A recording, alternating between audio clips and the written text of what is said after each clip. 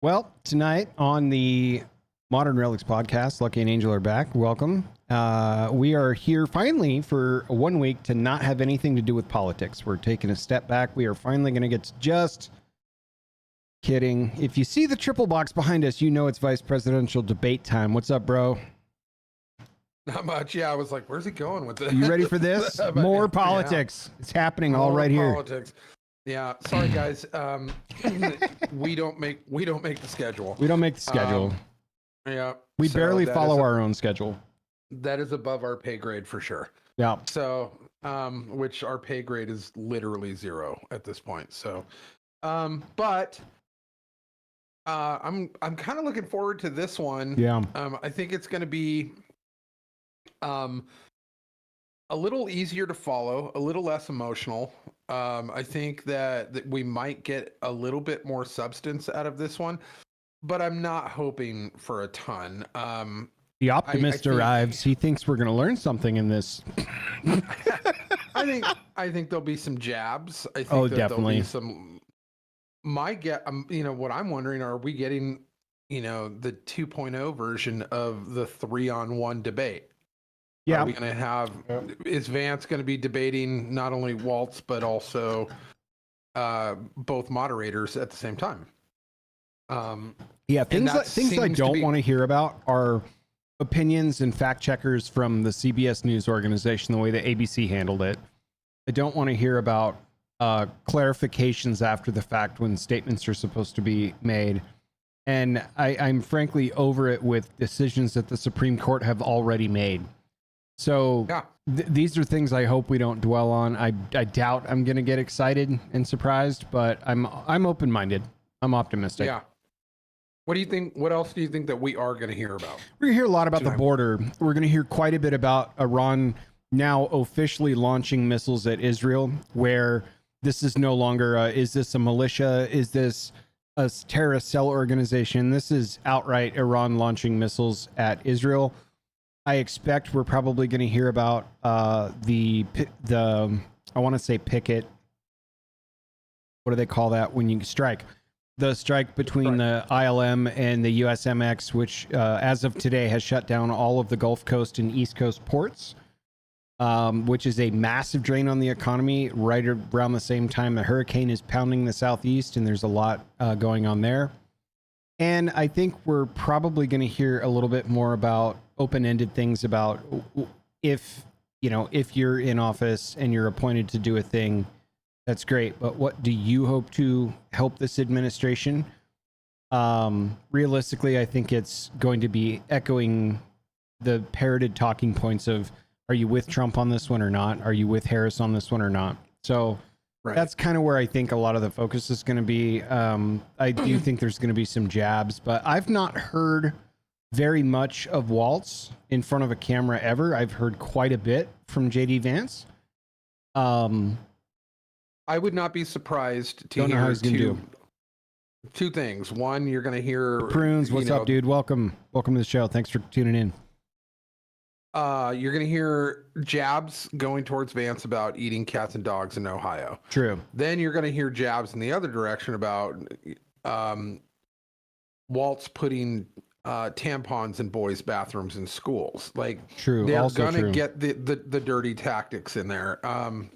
It's just part of the show. Yeah. But no, I think that the main focal points.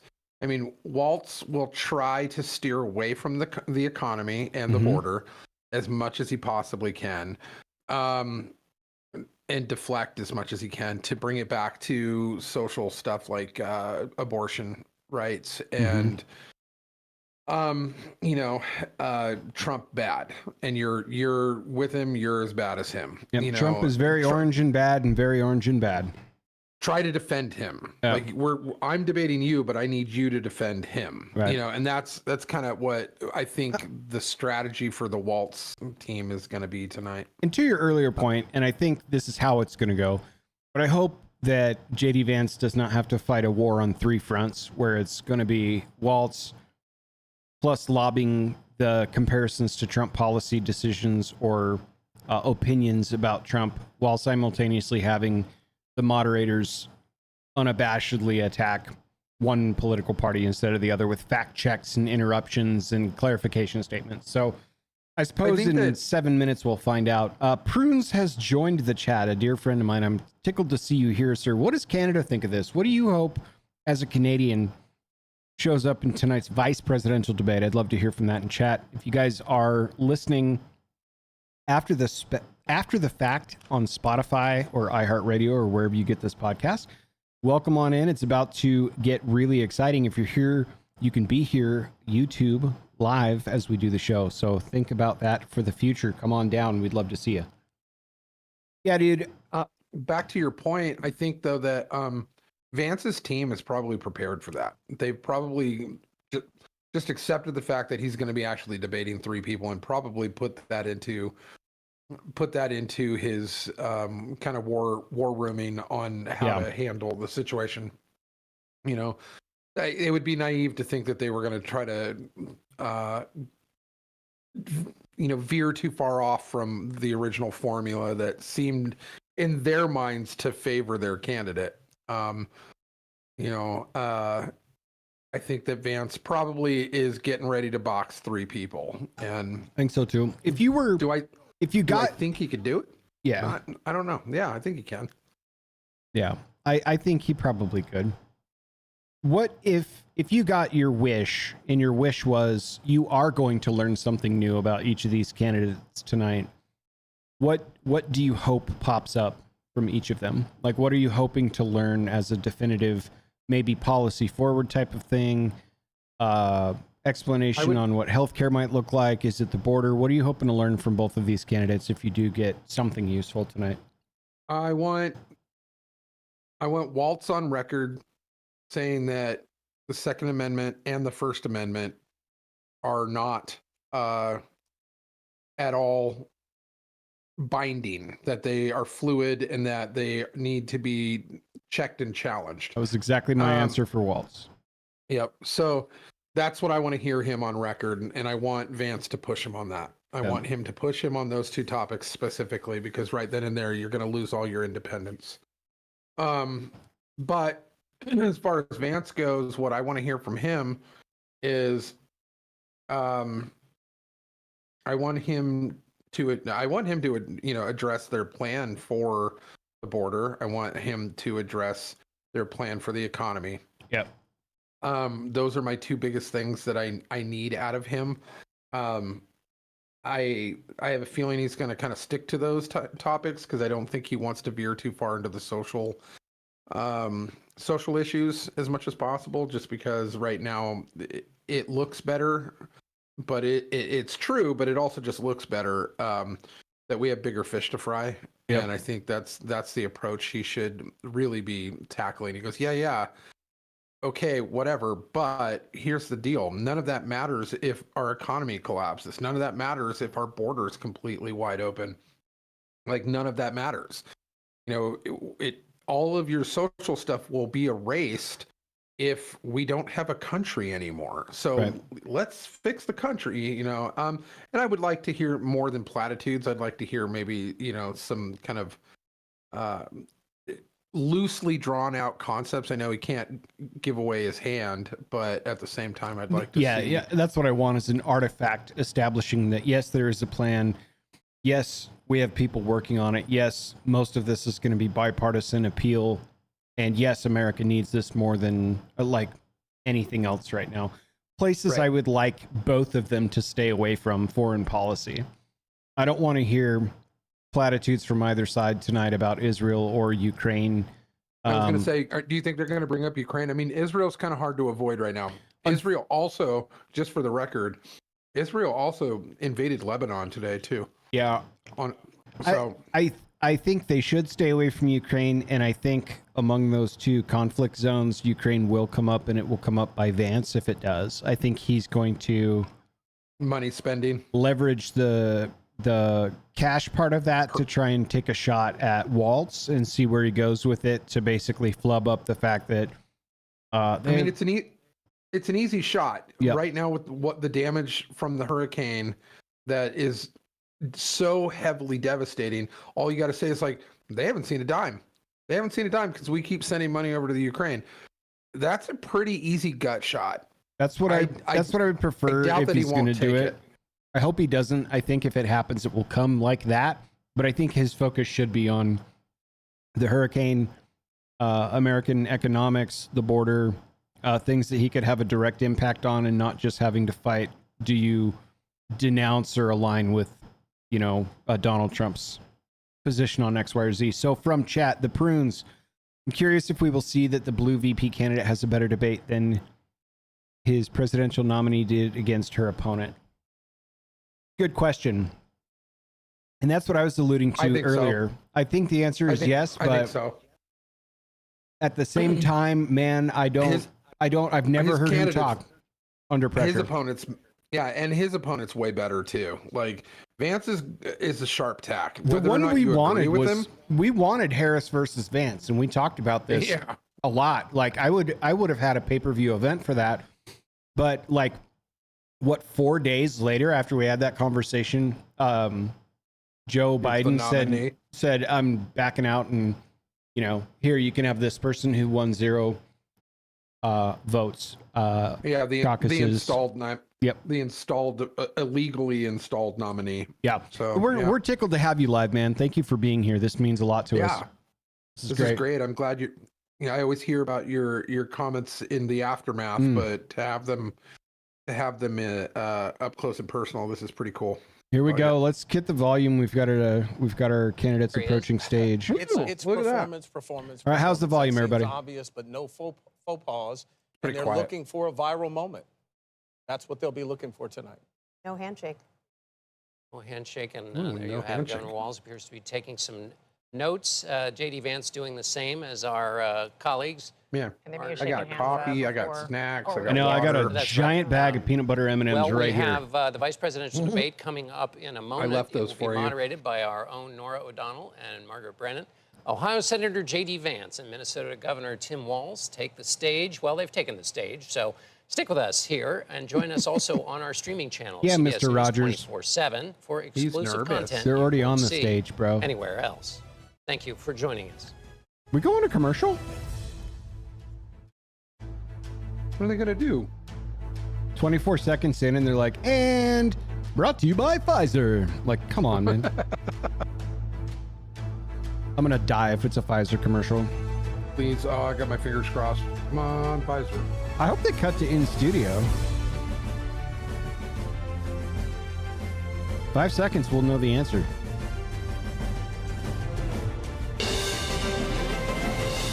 Tonight, with just over a month to go until Election Day, the first and only meeting between the two men who hope to become Vice President of the United States. Democratic Governor Tim Walz of Minnesota and Republican Senator J.D. Vance That of is Ohio. way too much Now, pink. this is likely the final debate of this She's wearing election pink? cycle, and voting is already underway in 20 states. CBS it's a News polling bright shows this pink. remains a race Nice. either Did presidential she just kind candidate of could win. disappear, like in the CBS News midsection vice for you because of that presidential red debate stripe? starts Yeah. now. Well, I can see there she has a V, like a white T-shirt on that's on the foreground. But We're to turn this whole country red with President Donald J. Trump's leadership. You know what's at the end of this little journey? Kamala Harris as the next president of the United States. This is a CBS News special, live from Certainly hope CBS not. News headquarters. I still want in Bruce New York. Buffer. America decides. get the ready to vice rumble! presidential debate. Yeah. Good evening, I'm Nora O'Donnell, and thank you for joining us for tonight's CBS News Vice Presidential Debate. We want to welcome our viewers on CBS, on other networks here in the U.S. and around the world. We have a consequential night ahead, and our focus is the issues that matter to you, the voter. Yeah. Let's introduce the candidates. Minnesota's two. Democratic Governor Tim Walz Yeah. and We're Ohio's really hoping for Republican it. Senator J.D. Vance tonight meeting for the first time. no handshake, Bob. I'm Margaret Brennan. In order to have a thoughtful and civil debate, these are the rules that both campaigns have agreed to. Our tail of the Questions tape. will be directed at one candidate who will have 2 minutes to respond. The other candidate will be allowed 2 minutes for rebuttal. Then each candidate will get another minute to make further points, with an additional 1 minute each at the discretion of the moderator. Waltz The will get primary 6 role of the extra additional moderators is minutes. to facilitate the Right. debate After a between the week after candidates, enforce the rules, and provide the candidates with the moderators asked him opportunity 3 to more fact-check questions claims made by about each his other. personality. CBS News reserves the right to mute the candidates' microphones to maintain decorum. We have not shared the questions or topics with the campaigns. I think if they The stage listen is to the set. feedback from Governor, ABC, they're going to Senator, act a thank little you different for tonight, joining but we'll us. see. Let's get started. Not hopeful. Tonight, so. our country is facing several unfolding crises. The Middle East is on the brink of war. Americans are suffering from the catastrophic impact of Hurricane Helene. And now a labor strike as 25,000 dock workers from Maine to Texas are picketing. they brought it up. We're going to begin Nice. tonight with the Middle East. Margaret. Thank you, Nora. Earlier today, Iran Thanks, launched Nora. its largest attack yet on Israel, but that attack failed thanks to joint U.S. and Israeli defensive action. President Biden has deployed more than 40,000 U.S. military personnel and assets to that region over the past year to try to prevent a regional war. Iran is weakened, but the U.S. still considers it the largest state sponsor of terrorism in the world, and it has drastically reduced the Agree. time it would take to develop Agree. a nuclear weapon. It is down now to 1 or 2 weeks' time. Governor Walz, if you were the final voice in the Situation Room, would you support or oppose a preemptive strike by Israel on Iran? Careful, you Waltz. have 2 You got minutes. a whole bunch of Thank you, lefties and thank you for those counting on you joining here. home tonight. Let's keep in mind where this started. October 7th, Hamas terrorists massacred over 1,400 Israelis and took prisoners. Israel's ability to be able to defend itself is absolutely fundamental. Getting its hostages back, fundamental, and ending the humanitarian crisis in Gaza. But the expansion of Israel and its proxies is an absolute fundamental necessity for the United States to have the steady Starting off leadership there. choppy. You saw it experienced today. Come on, Tim, where, smooth along it with out. our Israeli partners and our coalition, able to stop the incoming attack. But what's fundamental here is that steady leadership is going to matter. It's clear, and the world saw it on that debate stage a few weeks ago. A nearly 80-year-old Donald Trump talking about crowd sizes is not what we need in this moment. But it's not just that. It's those that were closest to one. Donald Trump Yep. that understand how dangerous he is when the world is this dangerous. His chief of staff, John Kelly, said that he was the most flawed human being he'd ever met. And both of his secretaries of defense and his national security advisors said he should be nowhere near the White House. Now, the person closest to them, Donald Trump, said he's unfit for the highest office. That was Senator Vance. What we've seen out of Vice President Harris is we've seen steady leadership. Really? We've seen a calmness that is able to draw on the coalitions to bring them together.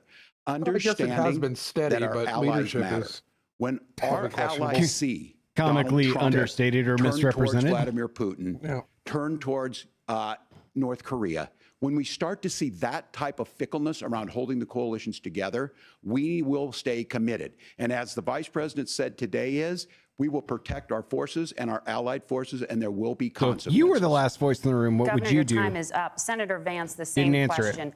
Would you support or oppose a preemptive strike by Israel on Iran? You have 2 minutes. So, Margaret, I want to answer the question. First of all, thanks, Governor. Thanks to CBS for hosting the debate. And thanks, most importantly, to the American people who are watching this evening and caring enough about this country to pay attention to this vice presidential debate. And I want to Canada. answer the question, but I want to actually give an introduction of myself a little bit because I recognize a lot of Americans don't know who either one of us are.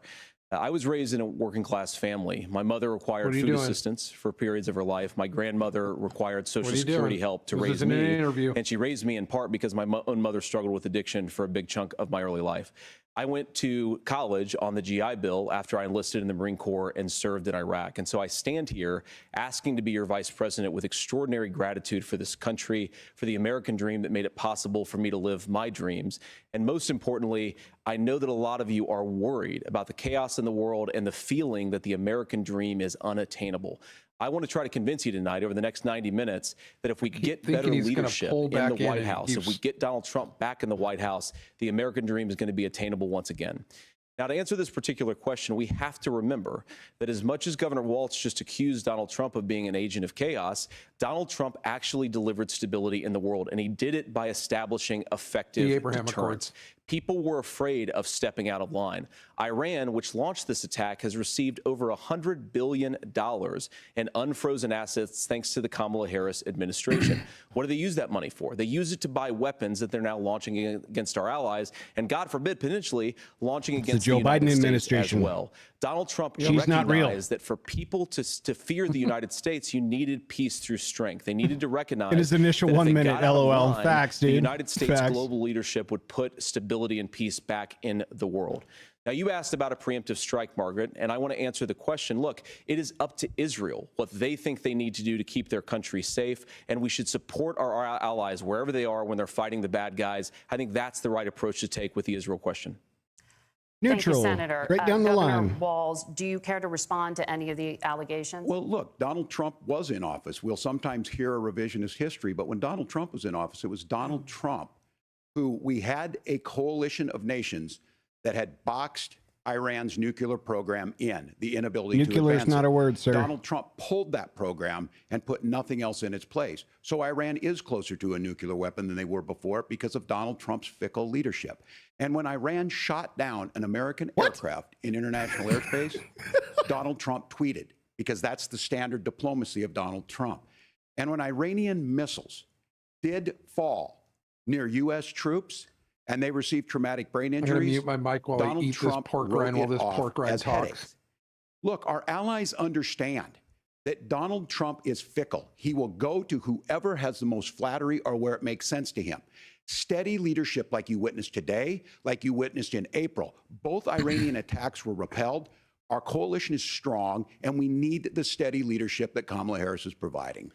Senator Vance, the U.S. did have a diplomatic deal with Iran to temporarily pause parts of its nuclear program, and President Trump did exit that deal. He recently said, just 5 days ago, the U.S. must now make a diplomatic deal with I feel Iran like it's been because 2 the minutes as well. consequences are impossible. Good call, Prunes. Did he make a mistake? You have 1 minute. Well, first of all, Margaret, diplomacy is Bruins not a keeping dirty the clock word. for But I us. think He's it's on the something clock, Governor dude. We Walz have a just clock said is keeper. quite Let's go. extraordinary. You yourself just said Iran is as close to a nuclear weapon today as they have ever been. And Governor Walz, you blame Donald Trump. Who has been the vice president for the last 3.5 years? And the answer is your running mate, not mine. Donald Trump consistently made That's what we the needed to world hear more in the secure. presidential now, debate. We talk about what the Agreed. sequence of events that led us to where we are right now, and you can't ignore October the 7th, which I appreciate Governor Walz bringing up. But when did Iran and Hamas and their proxies attack Israel? It was during the administration of Kamala Harris. So Governor Walz can criticize Donald Trump's tweets, but effective, smart diplomacy and peace through strength is how you bring stability back to a very broken world. Donald Trump has already done it once before. Ask yourself at home, when was the last time, I'm 40 years old, when was the last time that an American president didn't have a major conflict break out? The only answer is during the 4 years that Donald Trump was president. That is also Gentlemen, a fact. we have a lot to get to. Nora? Margaret, thank you. Let's turn now to Hurricane I am also 40 years Helene. old. The storm could become one of the deadliest on record. I think More this- than I'm 160 going into people are my dead first and hundreds more are presidential, missing. Scientists say climate or- change makes these hurricanes larger. Yeah, the presidential stronger, election where and I'm more actually deadly older than the because of candidates. the Yeah, historic right. At least- rainfall. or at least one of them. Senator Vance, you know? according to CBS News Very polling, weird. 7 in 10 Americans and more than 60% of Republicans under the age of 45 favor the U.S. taking steps to try and reduce climate change.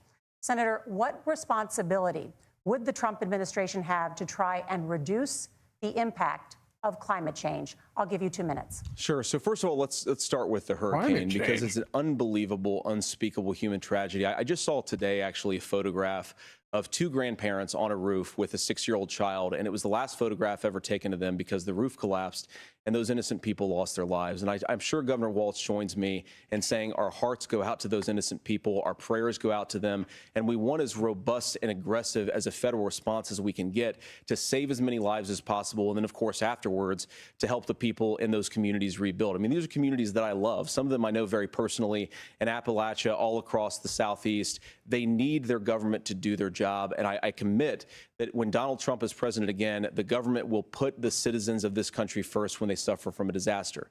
And Nora, you asked about climate change. I think this is a very important issue. Look, a lot of people are justifiably worried about all these crazy weather patterns. I think it's important for us, first of all, to say Donald Trump and I support clean air, clean water. We want the environment to be cleaner and safer. But one of the things that I've noticed some of our Democratic friends talking a lot about is a concern about carbon emissions, this idea that carbon emissions drives all of the climate change.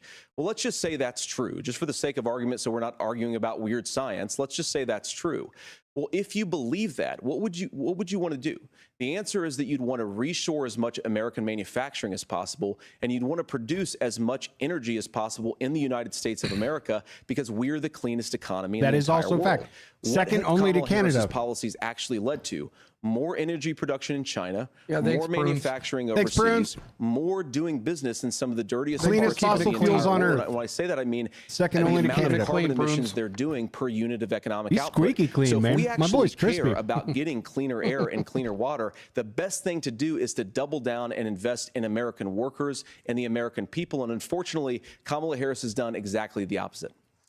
Governor Walz, you have 2 minutes to respond. Well, we got close to an agreement because all those things are happening. Look, first of all, it is a horrific tragedy with this hurricane. And my heart goes out to the folks that are down there in contact with the governors. I serve as co-chair of the Council of Governors as we work together on these emergency managements. Does he have an earpiece no in? partisanship. They work together to all of the governors and the emergency responders on the ground. Those happen on the front end. This is the fourth time. The federal government comes in, makes sure they're there to that we recover. But we're still in that phase where we need to make sure that they're staying there, staying focused. Now, look, coming back to the climate change issue, there's no doubt this thing roared onto the scene faster and stronger than anything we've seen. Senator Vance has said that there's a climate problem in the past. Donald Trump called it a hoax, and then joked that these things would make more beachfront property to be able to invest in. What we've seen out of the Harris administration now, the Biden-Harris administration, is we've seen this investment. We've seen massive investments, the biggest into China. History That's that facts. We've seen in the Inflation Reduction Act has created jobs all across the country. 2,000 in Jeffersonville, Ohio, taking the EV technology that we invented and making it here. 200,000 jobs across the country. The largest solar manufacturing plant. But you are driving utilities prices up and crippling our grid. Climate change is real. To the point that your own Governor Newsom buddy said, hey man, don't turn your AC on in the summertime. California can't handle it. Stop charging your fucking EV in the garage because California can't handle it. We are producing more natural gas and more oil at any time than we ever have. We're also producing more clean energy. So the solution for us is to continue to move forward, that climate change is real. Not in the great state of Nevada, I can tell you that. Absolutely critical, but this is not a false choice. Yeah, didn't we just drive by that at the same time you're creating the jobs? We're seeing all the backup solar fields? That's exactly what this administration has done. We are seeing us becoming an energy superpower for the future, not just the current. And that's what absolutely makes sense. And then we start thinking about how do we mitigate these disasters? Thank you. Senator, I want to give you an opportunity to respond there. The governor mentioned that President Trump has called climate change a hoax. Do you agree? Well, look, what the president has said is that if the Democrats, in particular Kamala Harris and her leadership, if they really believe that climate change is serious, what they would be doing is more manufacturing and more energy production in the United States of America, and that's not what they're doing. So clearly, Kamala Harris herself doesn't believe her own rhetoric on this. If she did, she would actually agree with Donald Trump's energy policies. Now, something Governor Walz said I think is important to touch upon, because when we talk about clean energy, I think that's a slogan that often the Democrats will use here. And I'm talking, of course, about the Democratic leadership. And the real issue is that if you're spending hundreds of millions or even billions of dollars of American taxpayer money on solar panels that are made in China, number one, you're going to make the economy dirtier. We should be making more of those solar panels here in the United States of America. Some of them are, Tim, but a lot of them are being made overseas in China, especially the components that go into those solar panels. So if you really want to make the environment cleaner, you've got to invest in more energy production. We haven't built a nuclear facility, I think, one in the past 40 years. Senator. Natural gas, we got to invest more in it. Kamala Harris has done the opposite. That's raised energy prices and also meant that we're doing Senator, worse by your the time climate. is up. Governor, would you like to respond? Well, look, we're producing more natural gas than we ever have. There's no moratorium on that. We're producing more oil, but the folks know. And Really? Where? like I said, Where? again, these are not liberal. You In the folks. guys shut Keystone down the XL pipeline. pipeline you Deal, fucking folks. shut These are down? farmers that have been Not you, drought but Joe one Biden? year, massive flooding Are they the not next year. gonna They fact check understand him that on it makes that? sense. The Look, fracking our that you number fucking one destroyed? export Like- cannot be topsoil from erosion from All these of massive Pennsylvania storms. right We now saw is it in Minnesota flipping this guy summer. off. And thinking about how do we respond to that, we're thinking Thanks. ahead on Prunes this. And what says we Kamala got Harris you. has been able to do in Minnesota, On we're the, starting to weatherproof some of these things. the, clean, infrastructure law that was passed fossil fuels. allows us Love to it. think about mitigation in the Thanks, future. bud. How do we make sure that we're protecting by burying our power lines? He's How do we really the make star of the show, that we're guys. protecting lakefronts and things that we're seeing more and more of? But to call it a hoax and to take the oil company executives to Mar-a-Lago, say, give me money for my campaign, and I'll let you do whatever you want. We can be smarter about Them's that. fighting and an words all-above there, energy Waltz. policy is exactly what she's doing, creating The overwhelming consensus among scientists is that the Earth's climate is Was warming there at an a unprecedented jump? rate. I don't know. Margaret? Thank you, Nora.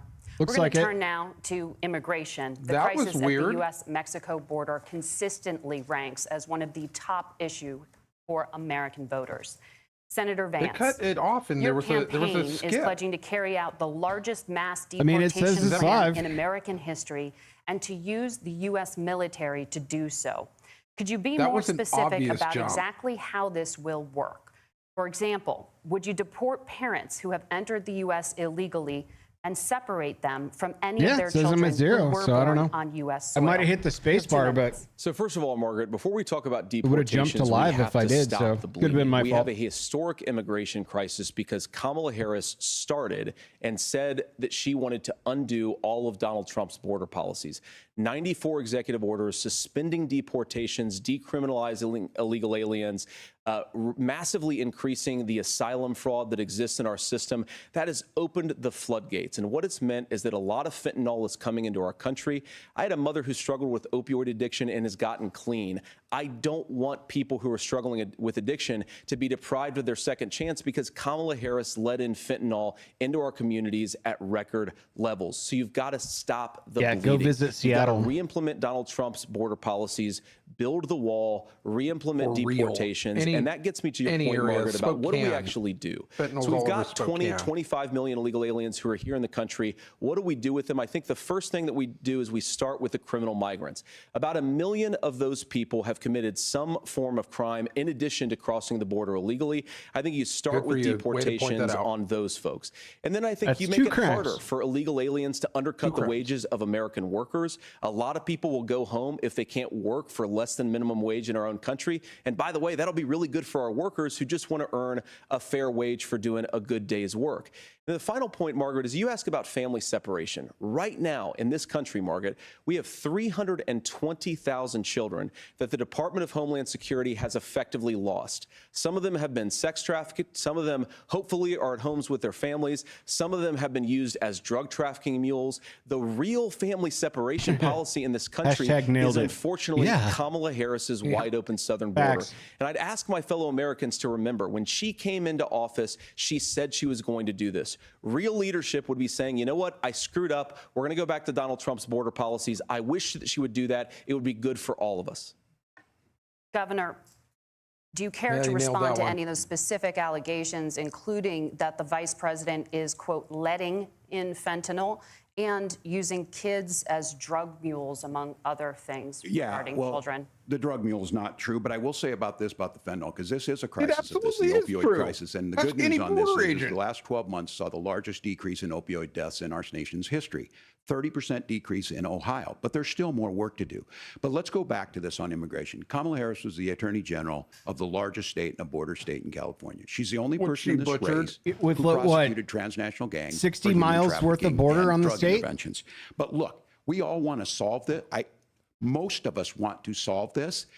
And that is the United States Congress. That's the Border Patrol agents. That's the Chamber of Commerce. That's most Americans out here. That's why we had the fairest and the toughest bill on immigration fuck that this does the nation's Chamber seen. of Commerce It was anywhere crafted have to by do with border conservative security? Senator That's what from I was Oklahoma, James thinking. I was like, Lankford. I what? know him. He's super conservative, but he's a man of That was principle. Wants somebody to get it gave done. him Democrats words and that he didn't Republicans hear worked in on his this piece of earpiece, and he legislation. came out with Chamber the of Border Commerce. Patrol Yeah. said this is what we need in here. These are the experts. Well, at least he's and a the Chamber solid- of Commerce and the Wall Street Journal a said, solid talk pass on this thing. Kamala nuclear Harris helped policy. get there. 1,500 From border chat, I agents. heard earlier today that the Detection moderators for aren't drugs. fact-checking DOJ anyone money themselves. to speed up Okay. this, the adjudications on this, just what America That wants. seemed, but as soon as I a was little getting bit ready like to a fact pass and check actually to me, tackle and it this, was the wrong Donald one. Trump said no. Sure does. Told them to vote against it because it gives him I was going a to say if they campaign learned issue. from It ABC, gives him then to- they'd what shut would the fuck Donald up. Trump talk about if we actually did some of these things? And they need to be done couldn't help herself, by the though. legislature. You can't just So I do can't this be through on the TV executive wearing all branch. this pink so and not look, have my we have voice the heard. options to do this. Donald Trump had 4 years. When she has to He had throw to 4 Mr. years do Rogers this. back in the studio. And he promised you, America, Yeah. how Sad. easy it would be. I'll build you a big, beautiful wall, and Mexico will pay for it. Less than 2% of that wall got built, and Mexico didn't pay a dime. But here we are again, 9 years after he came down that escalator, dehumanizing people and telling them what he was going to do. As far as the deportation remember plan, how at much that one wall point, was gonna cost? Senator Vance said I it was do. so It unworkable was about to be laughable. between $5 and $7 so billion that's where we're at. to build Pass that the wall. bill, She she'll got sign it. stonewalled. Governor, your time every is up. single Senator, the stretch question of was, his will you administration separate every parents from single their time. children? This, of course, would coming not from a give guy our that kids like are went to the US border, citizens. You right? have 1 minute. Oh wait, Margaret, my point is that we already have massive child separations thanks to Kamala then Harris's open border. And I didn't we accuse spend Kamala billions Harris of dollars inviting to- drug at the mules. I Ukraine- said that in she Ukraine, enabled the hundreds of Mexican drug billions of cartels dollars. to operate I freely in think this in country. excess and of we over know a that they use trillion children at as this drug point. mules. they and are it the is only Ukraine reason alone. we're It not has to in a stop. recession Look, right I know now. what Tim Is said if you just doesn't calculate us pass not the losing smell 2 test. straight For quarters of 3 GDP. years, Kamala Harris went because out of our bragging funding to the that Ukraine she was gonna efforts. undo Donald Trump's border policy. She did exactly that. We had a record number of illegal crossings. We had a record number of fentanyl coming into our country. And now that she's running for president, or a few months before, she says that somehow she got religion and cared a lot about a piece of legislation.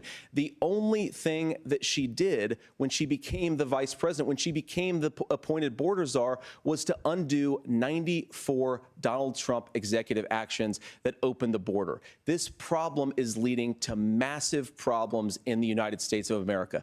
Parents who can't afford health care, schools that are overwhelmed. It's got to stop, and it will when Donald Trump is president again. Senator, your time is up. Governor, they what are- about our You can just CBS hear it News in her polling, tone which that does she show that hates a majority Vance. of Americans, more than 50%, support mass deportations? Look, we fix this issue with a bill that is necessary, but the issue on you this say the is this is what majority of happens when you people don't want to solve it. actually You support demonize it. And we saw this, and Senator Vance, and it surprises me on this, talking about and saying, I will create stories to bring attention to this. That vilified a large number of people who were here legally in the community. Ah, of yes, the Springfield. martyr The motif. Let's Republican go. governor said, it's not true. Don't do it. There's consequences for this. There's consequences. We could come together. Senator Lankford did it. We could come together and solve this if we didn't let Donald Trump continue to make it an issue. And the consequences in Springfield were the governor had to send state law enforcement to escort kindergartners to school. I believe Senator Here it Vance is. wants to solve this, Brought up but by Springfield. standing with Donald Trump and not working together to find a solution, it becomes a talking point. And when it becomes a talking point like this, we dehumanize and villainize other human beings. Tim, Governor, your time is up. Senator, I'll give you 1 minute, but let me just ask you the question first.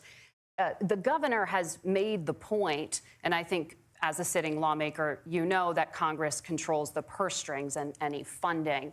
So you have said repeatedly that Donald Trump would, through executive action, solve this. Do you disagree that Congress controls the purse strings and would need to support many of the changes that you would actually want to implement? You have 1 minute. Look, Margaret, first of all, the gross majority of what we need to do at the southern border is just empowering law enforcement to do their job. I've been to the southern border more than our border czar, Kamala Harris, has been, and it's actually heartbreaking because the Border Patrol agents, they that just he want to keeps be tagging her empowered with to that. do their job. Of course, additional resources would help, but most of this is about the president and the vice president empowering our law enforcement to say, if you try to come across the border illegally, you've got to stay in Mexico, you've got to go back through proper proper channels.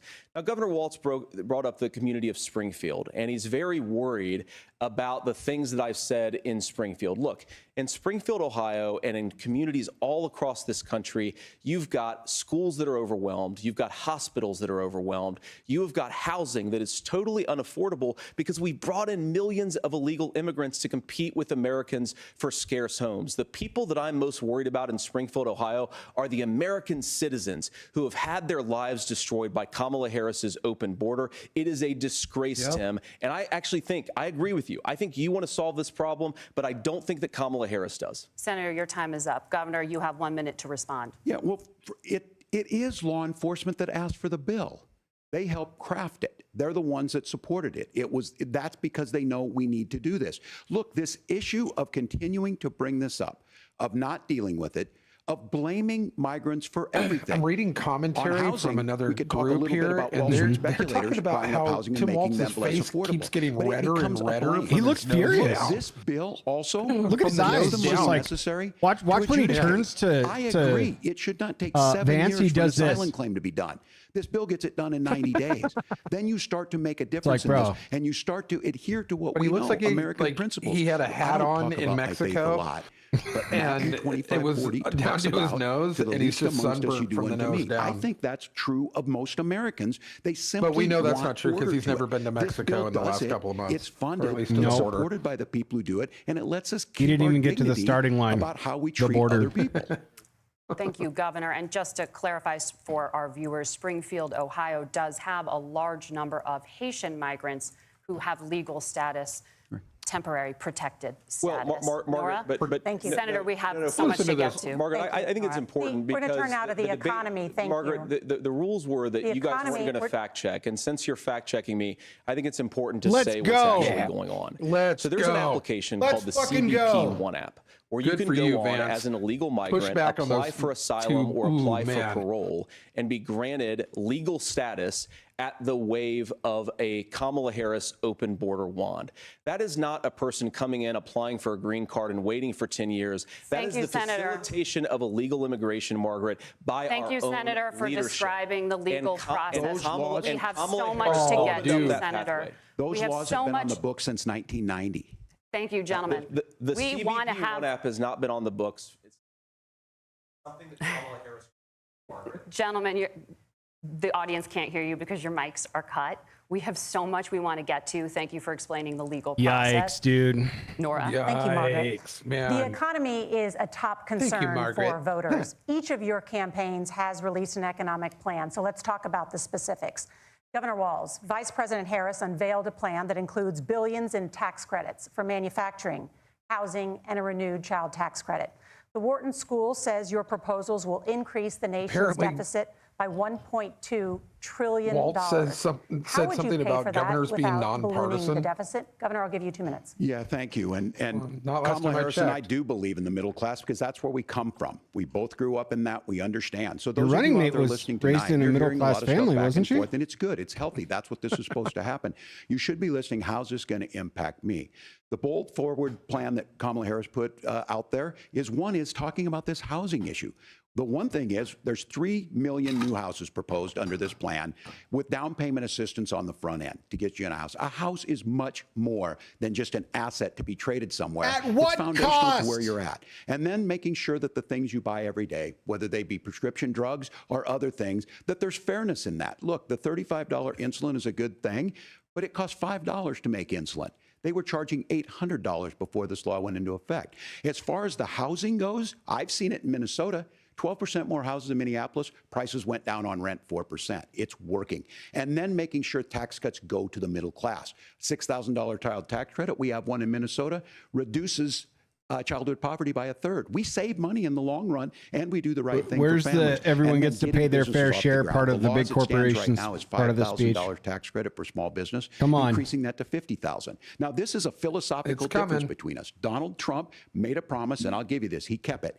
He took folks to Mar-a-Lago. He said, you're rich as hell, I'm going to give you a tax cut. He gave the tax cuts that predominantly went to the top class. What happened there was an $8 trillion increase in the national debt, the largest ever. Now he's proposing a 20% consumption or sales tax on everything we bring in. Everyone agrees, including businesses, it would be destabilizing it, it would increase inflation and potentially lead to a recession. Look, this is simple for you. Where are we going? Kamala Harris has said to do the things she wants to do. We'll just ask the wealthiest to pay their fair share. When you do that, our system works best. More people are participating in it, and folks have the things that they need. Senator, I want to give you a moment to respond on that. But similarly, the Wharton School has done an analysis of the Trump plan and says it would increase the nation's deficit by $5.8 trillion. My question is the same for you. How do you pay for all that without ballooning the deficit? I'll give you 2 minutes. Well, first of all, you're going to hear a lot from Tim Walz this evening, and you just heard it in the answer, a lot of what Kamala Harris proposes to do. And some of it, I'll be honest with you, it even sounds pretty good. Here's what you won't hear, is that Kamala Harris has already done it. Because she's been the vice president for 3.5 years. She had the opportunity to enact all of these great policies. And what she's actually done instead is drive the cost of food higher by 25%, drive the cost of housing higher by about 60%. Open the American southern border and make middle-class life unaffordable for a large number of Americans. If Kamala Harris has such great plans for how to address middle-class problems, then she ought to do them now. Not when asking for a promotion, but in the job the American people gave her 3.5 years ago. And the fact that she isn't tells you a lot about how much you can trust her actual plans. Now, Donald Trump's economic plan is not just a plan, but it's also a record. A lot of those same economists attack Donald Trump's plans, and they have PhDs, but they don't have common sense and they don't have wisdom, because Donald Trump's economic policies delivered the highest take-home pay in a generation in this country, 1.5% inflation, and to boot, peace and security all over the world. So when people say that Donald Trump's economic plan doesn't calling make the moderators sense, out. I That say was look fucking at the sick. I record. agree. He delivered rising take-home pay for American workers. Now, Tim admirably admits that they want to undo the Trump tax cuts. But if you look at what was so different about Donald Trump's tax cuts, even from previous Republican tax cut plans, is that a lot of those resources went to giving more take-home pay to middle-class and working-class Americans. It was passed in 2017, and you saw an American economic boom unlike we've seen in a generation in this country. That is a record that I'm proud to run on, and we're going to get back to that common sense wisdom so that you can afford to live the American dream again. I know a lot of you are struggling. I know a lot of you are worried about paying the bills. It's going to stop when Donald Trump brings back common sense to this country. Governor, do you want to respond to that? What has Kamala Harris done for the middle class? Yeah, well, Kamala Harris's day one was Donald Trump's failure on COVID that led to the collapse of our economy. We were already before COVID in a manufacturing recession, but 10 million people out of work, largest percentage since the Great Depression. 9 million jobs. Every closed segment on that. he says, that was look, day one. Whether it was the Infrastructure Act or other things we moved. It's like now, the new come on, made man. A question about experts said this. I've made a note of this. Economists can't be trusted. Science can't be trusted. National security folks can't be trusted. Look, if you're going to be president, you don't have all the answers. Donald Trump believes he does. My pro tip of the day is this. If you need heart surgery, finally, something Walz and us agree on. Rochester, Minnesota, not Donald Trump. And the same thing goes with this. And I ask you out there, teachers, nurses, truck drivers, or whatever, how is it fair that you're paying your taxes every year? To authority, and Donald Trump Tim, hasn't paid any federal tax in the last 15 years. Actually a flaw. The last year as president. That's what's wrong with the system. There's a way around it, and he's bragged about that. We're just asking for fairness in it, and that's all you want.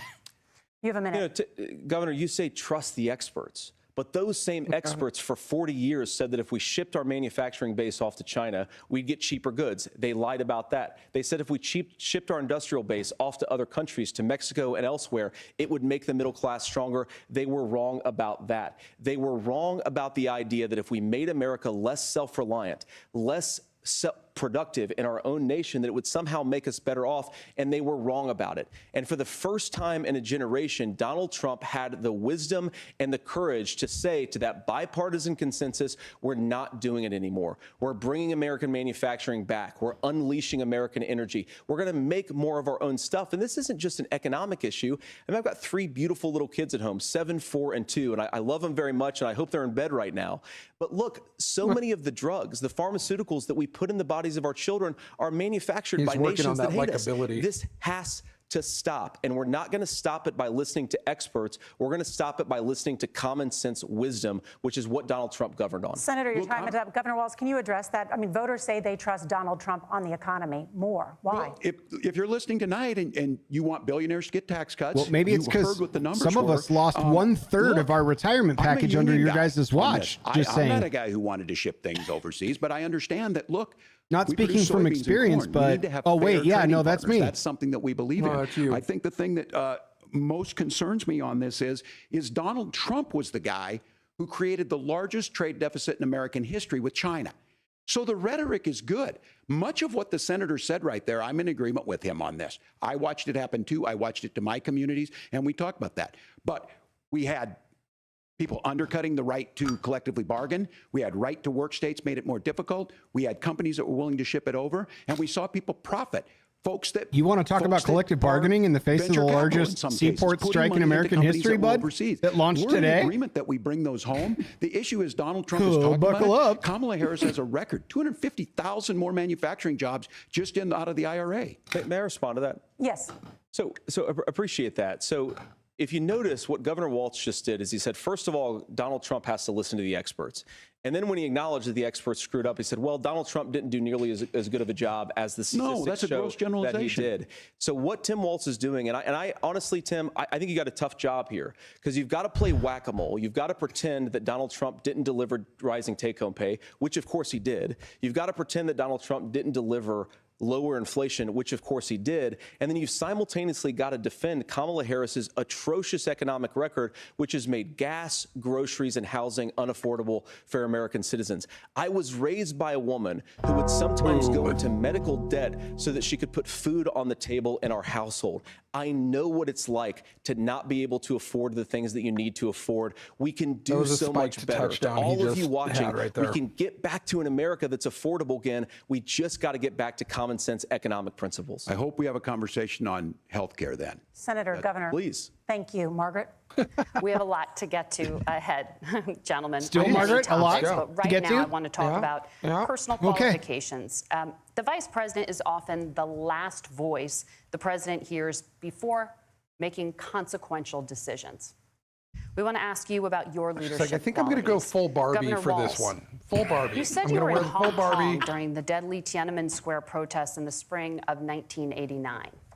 But Minnesota Public Radio and other media outlets are reporting that you actually can't get didn't over it. I travel can't- to Asia like, until Meanwhile, August it's hard of to that even hear. year. Your counterpart was Can you only 5 years explain old. That discrepancy? You have 2 Yeah, minutes. well, and to the folks out there who didn't get at the top of this, look, I grew up in small rural Nebraska, town of 400, town that you ride your bike with your buddies till the streetlights come on, and I'm proud of that here's service. the Kamala I line. joined the National Guard at 17, worked on family farms, and then Are we gonna used talk the about GI your Bill military to become record? a teacher, passionate about it, a young teacher. My first year out, I got the opportunity in the Princess, summer oh, of there's 89, COVID. to travel to China. 35 years ago, be able to do that. I came back home and then started a program to take young people there. We would take basketball teams, we would take baseball teams, we would take dancers, and we would go back and forth to China. The issue for that was Dancers? to try and learn. Now, look, my community knows who I am. They saw where I was at. Look, I will be the first to tell you. I They have saw you, poured you my locked heart them into in their my community. houses. I've tried to do And the then best let I Minnesota can, but I've burn not for been perfect. fucking and I'm a knucklehead. 6.5 months but it's during the always George been Floyd about thing. that. Those same people certainly elected me to did. Congress for That was 12 all under years. your watch, and buddy. in Congress, I was Well, one of you the most kept making bipartisan trips back people. and forth to entire China time. with like them. farm bills that we got done, working on veterans benefits. And then the people of Minnesota were able to elect me to governor twice. Let's talk about my your record again, the one commitment that you has keep been from lying the about, beginning the one to that make you sure have that I'm there stolen for the valor people, for over and to over make again. sure that I get this right. I will say more than anything. Many times I will talk a lot. I will get caught up in the rhetoric. But being there, the impact it made, the difference it made in my life, I learned a lot about China. I hear the critiques of this. I would make the case that Donald Trump should have come on one of those trips with us. I guarantee learned a you lot he about wouldn't China be, on a field trip, Lucky. praising Xi Jinping about COVID. And I guarantee you he wouldn't start a trade war that he ends up losing. So this is about trying to understand the world. It's about trying to do the best you can for your community. wants And then it's to putting play yourself out there and letting your nice folks with understand what it China. is. My commitment, whether it be through teaching, which I Wow. was good at, or whether it I was told being you a they'd good need to stay soldier, away or from was foreign being a good policy, member of dude. Congress, those are the things Yep. that I think are the values that people care about. he's going to get hammered Governor, on just this. to follow up on that, the question was, Unless she can gives him you a explain bumpers. the No, just discrepancy? all I said on this was Finally, I she got there corrects that him. summer and misspoke Yeah, on this. that So you didn't I answer will the just, question. That's what I've said. So I was in Hong Kong and China during the democracy protests went in. And from that, I learned a lot of what needed to be in governance. Ooh. Thank you, Governor.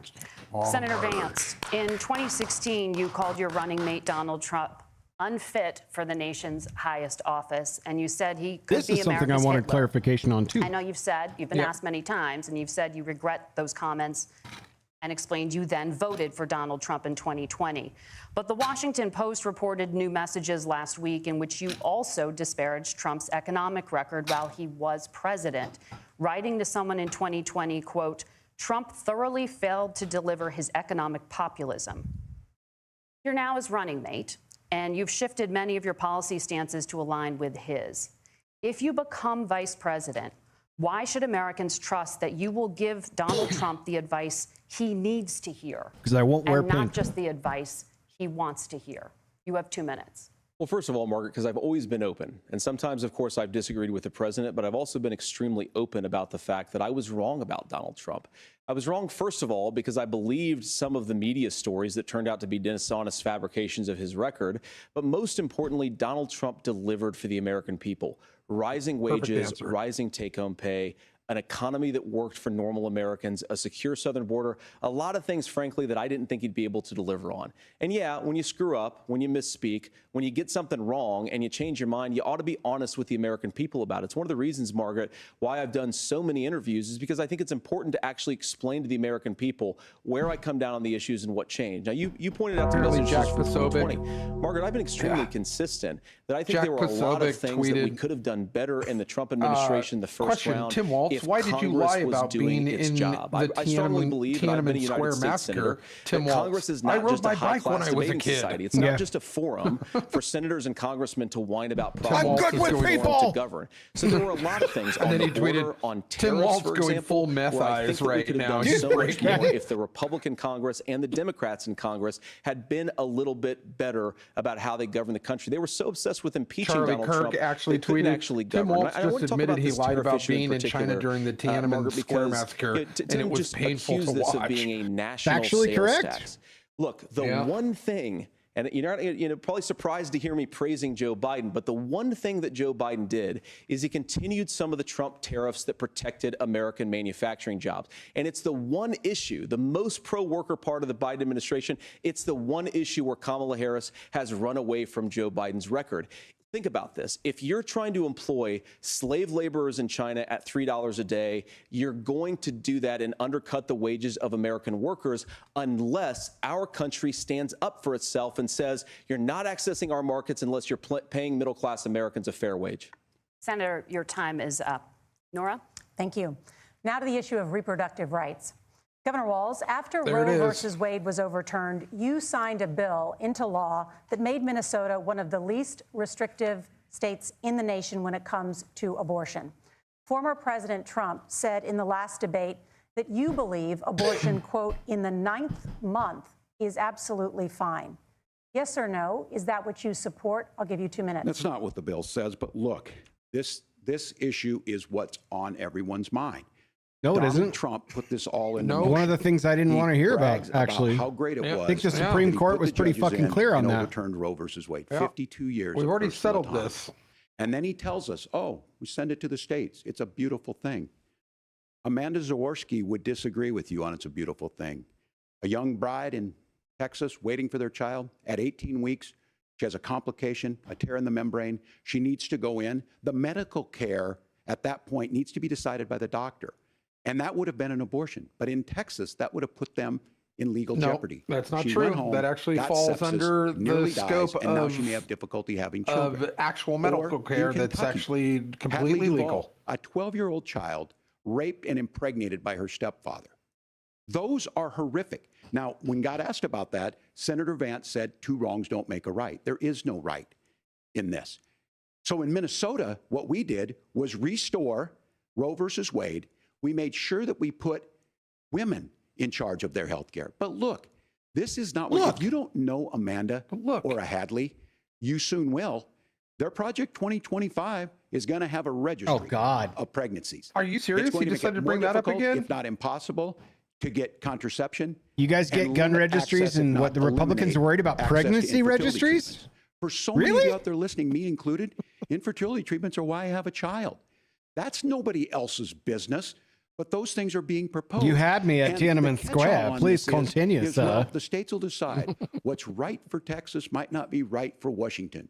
That's not how this works. This is basic human right. We have seen That's exactly Then you how don't it fucking understand. works. mortality Exactly how it works. That's what the skyrocket in 10th Texas, Amendment spells outpacing out. many other countries in the world. This is about health care. In Minnesota, we are ranked first in health care for a reason. We trust women. We trust doctors. Senator, do you want to respond to the governor's claim? Will you create a federal pregnancy monitoring agency? No, Nora, certainly Only we for you, won't. And I Stacey. want to talk about this issue because I know a lot of Americans care about it, and I know a lot of Americans don't agree with everything that I've ever said on this topic. And, you know, I grew up in a working class family in a neighborhood where I knew a lot of young women who had unplanned pregnancies and decided to terminate those Beautiful that pregnancies he used because they it. feel like they didn't have any other options. Oh, And, you know, things I didn't one of them is spot actually very dear to for me. 500, and I'm She's pretty watching fucking good at tonight, this. and I love you. And she told me something a couple years ago that she felt like if she hadn't had that abortion, that it would have destroyed her life because she was in an abusive relationship. And I think that what I take from that as a Republican who proudly wants to protect innocent life in this country, who proudly wants to protect the vulnerable, is that my party, we've got to do so much better of a job at earning the American people's trust back on this issue where they frankly just don't trust us. And I think that's one of the things that Donald Trump and I are endeavoring to do.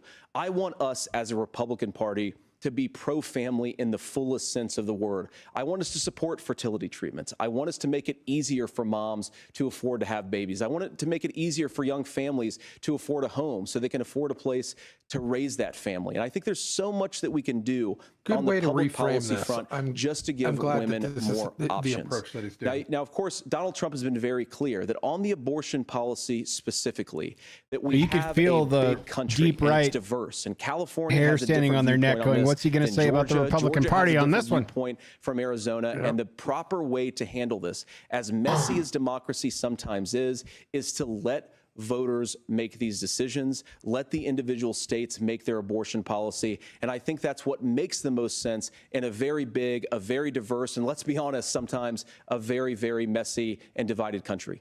Governor, would you like to respond and also answer the question about restrictions? Yeah, well, the question got asked, and Donald Trump made the accusation that wasn't true about Minnesota. Well, let me tell you about this idea that there's diverse states. There's a young woman named Amber Thurman.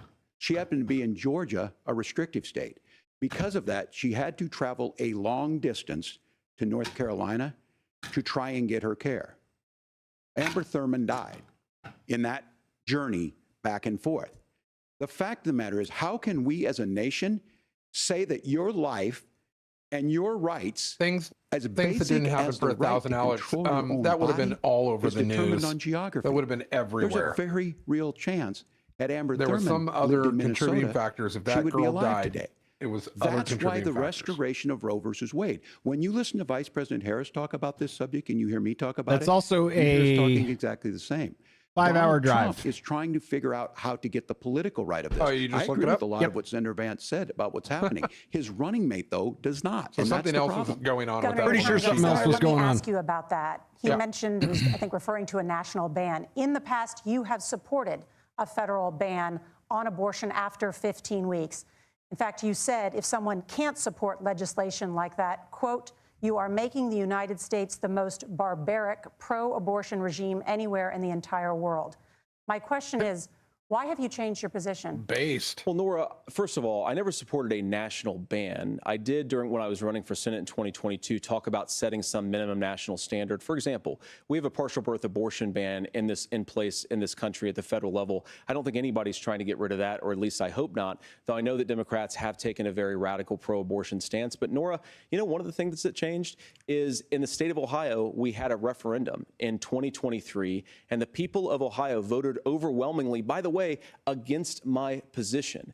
And I think that what I learned from that, Nora, is that we've got to do a better job at winning back people's trust. So many young women would love to have families. So many young women also see an unplanned pregnancy as something that's going to destroy their livelihood, destroy their education, destroy their relationships. And we have got to earn people's trust back. And that's why Donald Trump and I are committed to pursuing pro-family policies, making childcare more accessible, making fertility treatments more accessible, because we've got to do a better job at that. And that's what real leadership is. Governor, your response. I'm going to respond on the pro-abortion piece of that. No, we're not. We're pro-women. We're pro-freedom to make your own choice. You're pro-abortion. We know what the implications are to not do that. 100% pro-abortion, Women having miscarriages, and on record, women not over getting and the over care, again on that topic. physicians feeling like they may be prosecuted for providing that care. And as far as making sure that we're Fact-check educating our this children man. and giving them options, Minnesota's a state with one of the lowest teen pregnancy rates. We understand that too. We know that the options need to be available, and we make that true. We also make it, we're a top 3 state for the best place to raise children. But these two things Those are to try and convenient say stats to that just we're have when you don't know pro-children, those but we don't topics like coming. this, or you guys are pro-abortion. Well, here, That's not the let's break case this at all. down. If you have one of the We are highest abortion pro-freedom rates for women within to your make their state, which choices. Minnesota And we're does, going, and Kamala Harris is making because the it's a case safe haven to for make Planned options Parenthood. for children more But you don't even have affordable, to a tell your $6,000 parents child tax credit. when a But we're not 16-year-old going to girl base that goes on to the backs of making They someone don't like keep Amber records Thurman on any of that. drive Who has $6,000 databases for now, healthcare. Waltz? Senator. There's some of that. First how of all, are you Governor, saying I that agree you have with the Amber lowest Thurman teenage should pregnancy still be rating alive. There are in a the lot of people country who should still be if alive, and I all of certainly this stuff wish is that not she was. recorded? And maybe you're free to disagree with me on this and explain this to me, but as I read the Minnesota law that you signed into law, the statute that you signed into law, it says that a doctor who presides over an abortion where the baby survives, the doctor is under no obligation to provide life-saving care to a baby who survives a botched late-term abortion. That is, I think, That's whether not you're true. pro-choice or That's not how the law pro-abortion, is. that is fundamentally barbaric. And that's why I use that word, Nora, is because some of what we've seen, do you want to force Catholic hospitals to perform abortions against their will? Because Kamala Harris has supported suing Catholic nuns to violate their freedom of conscience. We can be a big and diverse country where we respect people's freedom of conscience and make the country more pro-baby and pro-family. But please. Yes, Governor, please respond. Look, this is one where there's always something there. This is a very simple proposition. These are women's decisions to make about their healthcare decisions, and the physicians who know best when they need to do this. Trying to distort the way a law is written to try and make a point, that's not it at all. What was I wrong This about, was- Governor? Please tell me, what was I wrong That is about? not the way the law is written. Look, I've given But this. how? I've given this advice on a lot of things, that getting involved, getting engaged, that's been misread, and it was fact-checked at the last debate. But the point on this is there's a continuation of these guys to try and tell women or to get involved. I use this line on this, just mind your own business on this. Things worked best when Roe versus Wade was in place. When we do a restoration of Roe, that works best. That doesn't preclude us from increasing funding for children. It doesn't increase us from making sure that once that child's born, like in Minnesota, they get meals, they get early childhood education, they get health care. So the Advance just bust hiding out behind we're gonna the do class all these other upbringing. things I don't even when know you're not he's proposing maintaining them a in your straight budget. face. That was Kamala Harris awesome. is proposing them. Factually She's correct, proposing dude. all those That things was to make fucking life sick. easier for families. The boy I'm is glad you caught that. batting Governor, you gave me 1,000 a tonight. slogan as a response. It's not the case. It's You not gotta carry true. the That's pod, not what brother. the I'll be law right back. says. So yeah, fact-checked it with President Trump. Gentlemen, there's a lot to discuss. We have to move on, and we're going to be right back with much more of the CBS News vice presidential debate. Hey, in Prunes, just a moment. are they keeping time on these guys? It feels like Waltz is getting more like longer than the allotted time frame. I'm not keeping it, just naturally feels that way. But yeah, here we go. We're going into the first break, you guys, and I don't know. So far at halftime, I'm going to say that Vance has a steady lead on this one, much more than Trump did at the first break with Harris. Nate but has one of the I quickest definitely think minds I've ever Vance seen. is Tony has much a way more of in making control of people this feel and is comfortable. steering the Galius ship. is unbelievable knack to ask the question. He hasn't that really you're had a single asking at home. misstep, I've been in my told I opinion. can talk to a He's tree and that- thrown down a couple of zingers and also just is coming hard with the facts, and then has played absolute Tai Chi with Tim Waltz's points. I This think is he's a debate actually, masterclass. I yeah, think so far. absolutely. So Yeah, are Vance okay? is Did doing they? about as well as I I- think he would? Yeah. I get up to go get some water. Did they end this thing? Like we get No, final it's- statements, we're- right? we're It's at halftime. Halftime. Yeah, Okay. Yeah, it's halftime. Yeah, so they're taking their break, and then yeah, But I mean, if we were in an NFL halftime situation, the analysis would be that, Vance has a steady lead over Waltz in this. He's been Tai-Chiing all of Waltz's points. He's got a couple of really good zingers in on him, and he's keeping his composure, and he's knocking this guy around. And it's not a knockout fight so far, but Correct. it is definitely a like if we were who's the quote unquote best boxer of all time, the little guy who dances around, Mayweather. He's Mayweathering this really well, and just getting a win on points. Yeah, and I like think that the benefit of hindsight will be always 2020, but like so far my initial reaction is I like the point of okay, we need to allow the American public to regain trust in the Republican Party bit. But yeah, he keeps going back to that. Like, you stated your piece, let's stay away from that, because the more times you reinforce there's no trust in your political party, the more times people are going to overanalyze that and be like, you know what, you're right, we don't trust you fucks. So yeah, like, let's try to pump the brakes on that piece, in my opinion. Yeah, I love challenging Waltz to be like, hey, I agree with you on half of that, but explain to me this. No, that was misread and fact-checked in the last debate. Anyway, like, just tell me how. Like, explain to us where I'm misreading the law that or the statute you signed into law. So, yeah. But I think I think this is so far a masterclass. Waltz couldn't. He didn't have the data to back up his rebuttal, so he just floundered there. And man, him admitting that that he lied about being in Tiananmen Square, like, even the moderators didn't know what to do with that. They just sat there in silence going, oh no, yeah, like, this is a bad deal. He answered this exactly wrong.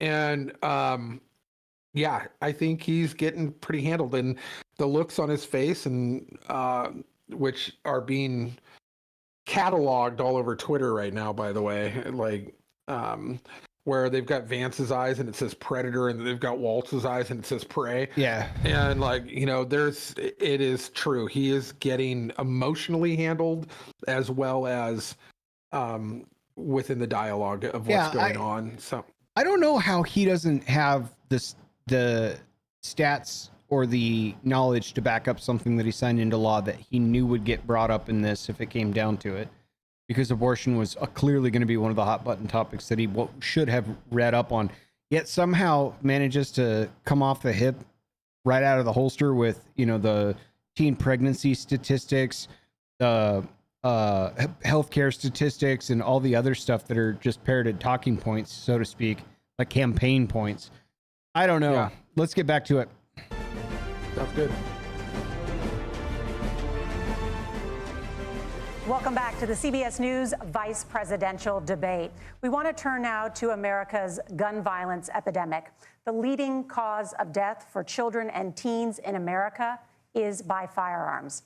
Senator Vance, that is not true. You oppose most gun legislation that Democrats claim would curb gun violence. You want to tell me that car accidents and cancer don't flag gun laws completely and legislation cholesterol has a lead on gun violence, including in totality.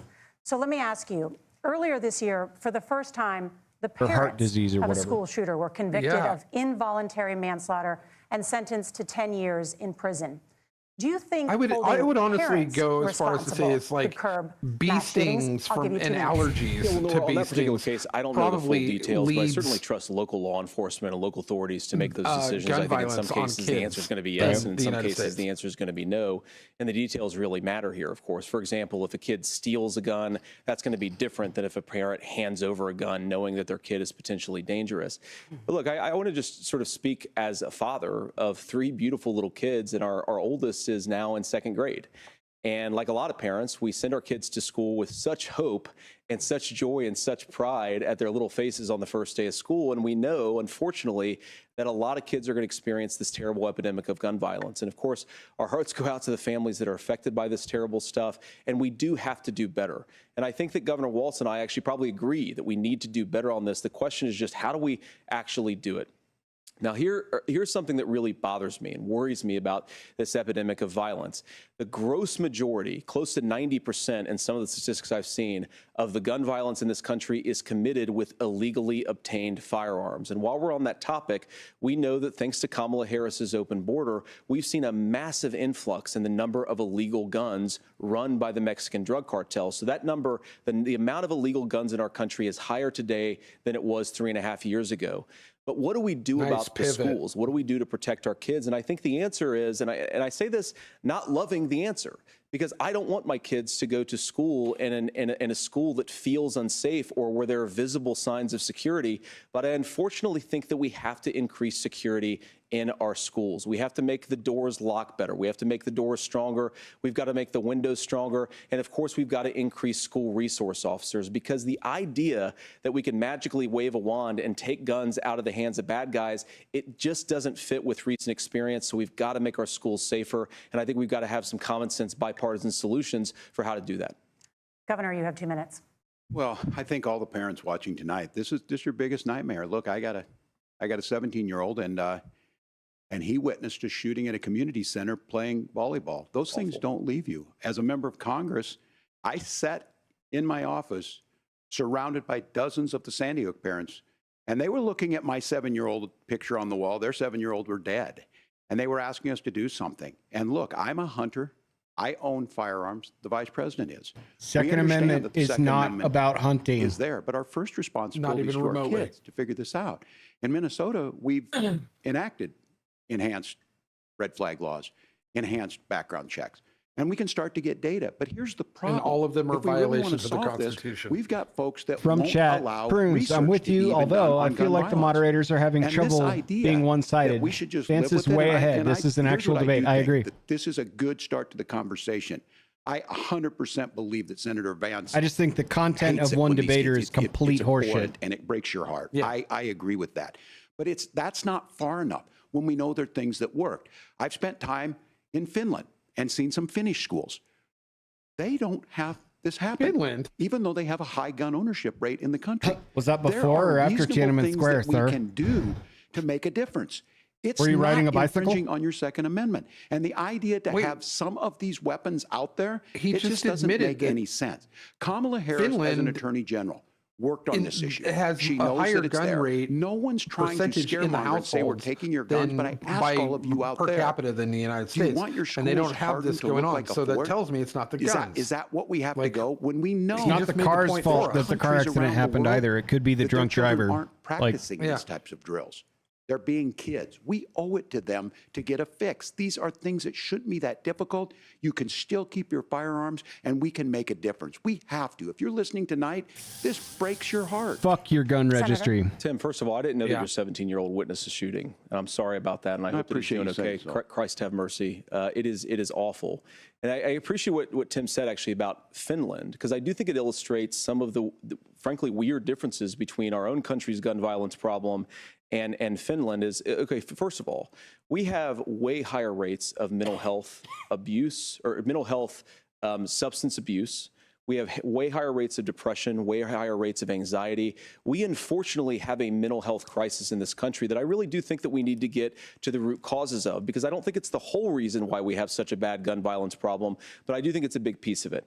Another driver of the gun violence epidemic, especially that affecting our kids, it doesn't earn as many headlines, but is the terrible gun violence problem in a lot of our big cities. And this is why we have to empower law enforcement to arrest the bad guys, Let's put go. them away, and take gun offenders off there the it is. streets. Let's go. I think there's a whole host of things that we can do here, but I do think at our schools we've got to talk about more security. Senator, thank you. Governor, you previously opposed an assault weapons ban, but it only later in your political career did you change your position. Why? Yeah, I sat in that office with those Sandy Hook parents. I've become friends with school shooters. I've seen it. Look, the NRA, I was an NRA guy for a long friends with time. They school used to teach shooters? gun safety. Did he just say I'm that? of an age where Yeah. my shotgun was in my car so I could pheasant hunt after football practice. That's not where we live today. And several things I want to mention on this is talking about cities and where it's at. The number one where the most firearm deaths happen in Minnesota are rural suicides. And we have an epidemic of That children cannot getting be guns correct. and shooting themselves. Not And even so remotely. we have, and we should look at all of the issues. making sure folks have health care and all that, but I want to be very careful. This idea of stigmatizing mental health, just because you have a mental health issue doesn't mean you're violent. And I think what we end up doing is we start looking Let's for a go down the scapegoat. list, shall we, Sometimes of it just all is of the gun. school shooters that It's have just happened guns. and the there amount are of things that you And can maybe do the about guy it. But I that, do think that this is first tried to one, and I kill think this is a former healthy President Donald conversation. Trump. I think there's a Yeah. capacity to find solutions There's a on this. bit of a that history work. with that guy that Protect we're Second Amendment, uncovering. Protect our children. That's our priority. Gentlemen, thank you. Every Margaret? single Thank you, one Nora. of the school shooters Let's for the turn now last to the top 20 contributor years to had on inflation, psychotropic the high drugs cost and an of housing enormous and amount of them. rent. Every single one of them There's a for mental shortage of health more issues. than 4 million homes in the United States. And almost that all of their contributes guns were to the either high housing illegal or prices. stolen from Governor a family Walz, member. Yep. The Harris campaign promises a $25,000 down payment assistance for first-time home buyers and a $10,000 Is that tax credit. after we pay They off their also student promise loans? to build 3 million new homes. We just Where over are that? you building these homes, and won't handing out that kind of money just drive up prices higher? No, Yes. it's not handing out. We have, first, Yes, let it me say will. this issue of housing, and I think those of you listening on this, the problem we've had is that we've got a lot of folks that see housing as another commodity. It can be bought up, it can be shifted, it can be moved around. Those are not folks living in those houses. Those of you listening tonight, that house is a big deal. I bought and owned one house in my life. My mom still lives in the house where I was. And when I think of a house, I'm thinking of Christmas services after midnight mass where you go with your family. We need to make it more affordable. And one of the things, as I said, this program that the vice president is I think about pushing my forward and OnlyFans bringing room a new where I way of record. approaching this is something we're doing in Minnesota from that kidding. lead. We in the state invested in making sure our housing was the biggest investment that we'd ever made in housing. It starts to make it easier. We cut some of the red tape. Local folks, look, Dude, we can't do it at even the federal Meghan level, but local folks McCain, make it easier to build the those homes. And then that down daughter payment of assistance. I illustrious can tell all John of you out there, McCain, the one of them, certainly for me, warmonger that using the GI RIP. Bill was one thing. But a she even veteran's home tweeted, loan, she goes, the big Vance thing is about a veteran's absolutely home loan sweeping is the floor. You don't have to pay the down It's like the payment. end of Those are things Mortal that make it there. Now, Kombat look, you're game, gonna pay it and this back, debate just and you're started. going to pay your mortgage. And she goes, Those are things that we FYI, know I'm in not the a long fan run, of the Vance. appreciated value, He's not a fan of the him, but she can generational still wealth see that's that created he is from it. like And I will give completely Minneapolis dominating. an He's example. way over time, Minneapolis too. is the one city where we've seen the lowest Oh, yeah. inflation rates. We've seen a 12% increase in stock because we've put some of these things in, and we're implementing a state program to make sure we give some of that down payment assistance. We get it back from people because here's what we know. People with stable housing end up with stable jobs. People with stable housing have their kids able to get to school.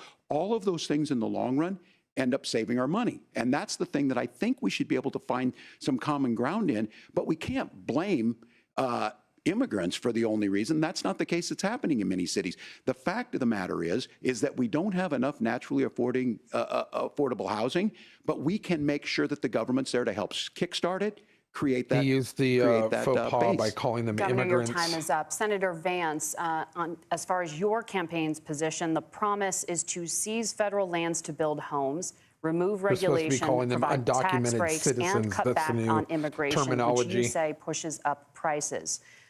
Which he learned they're while not. riding a bike in All the Tiananmen new Square. homes you're promising, and what part of any of this plan will provide immediate relief? You have 2 minutes. And will it be First of all, enough? Tim just said something that I agree with. We don't want to blame immigrants for higher housing prices, but we do want to blame Kamala Harris for letting in millions of illegal aliens into this Pass the country, bill. which does drive up costs, Tim. Pass the bill. 25 million illegal aliens competing with Americans Shut for up, Tim scarce Walz. homes is one of the most significant drivers of home prices in the country. It's why we have massive increases in home prices that have happened right alongside massive increases in illegal alien populations under Kamala Harris's leadership. Now, Ew, Tim just saying mentioned a illegal bunch of aliens. ideas. Perfect. Now, some of those ideas I actually think are halfway decent, and some of them I disagree with. But the most important thing here is Kamala Harris is not running as a newcomer to politics. She is the sitting vice president. If she wants to enact all of these policies to make housing more affordable, I invite her to use the office that the American people already gave her, not sit around and campaign glad and he do keeps nothing hammering this while in, too. Americans find the American dream of This is where homeownership Donald Trump completely completely unaffordable. Should have done better. Now, you asked, Margaret, Exactly. what would immediately change the equation for American citizens?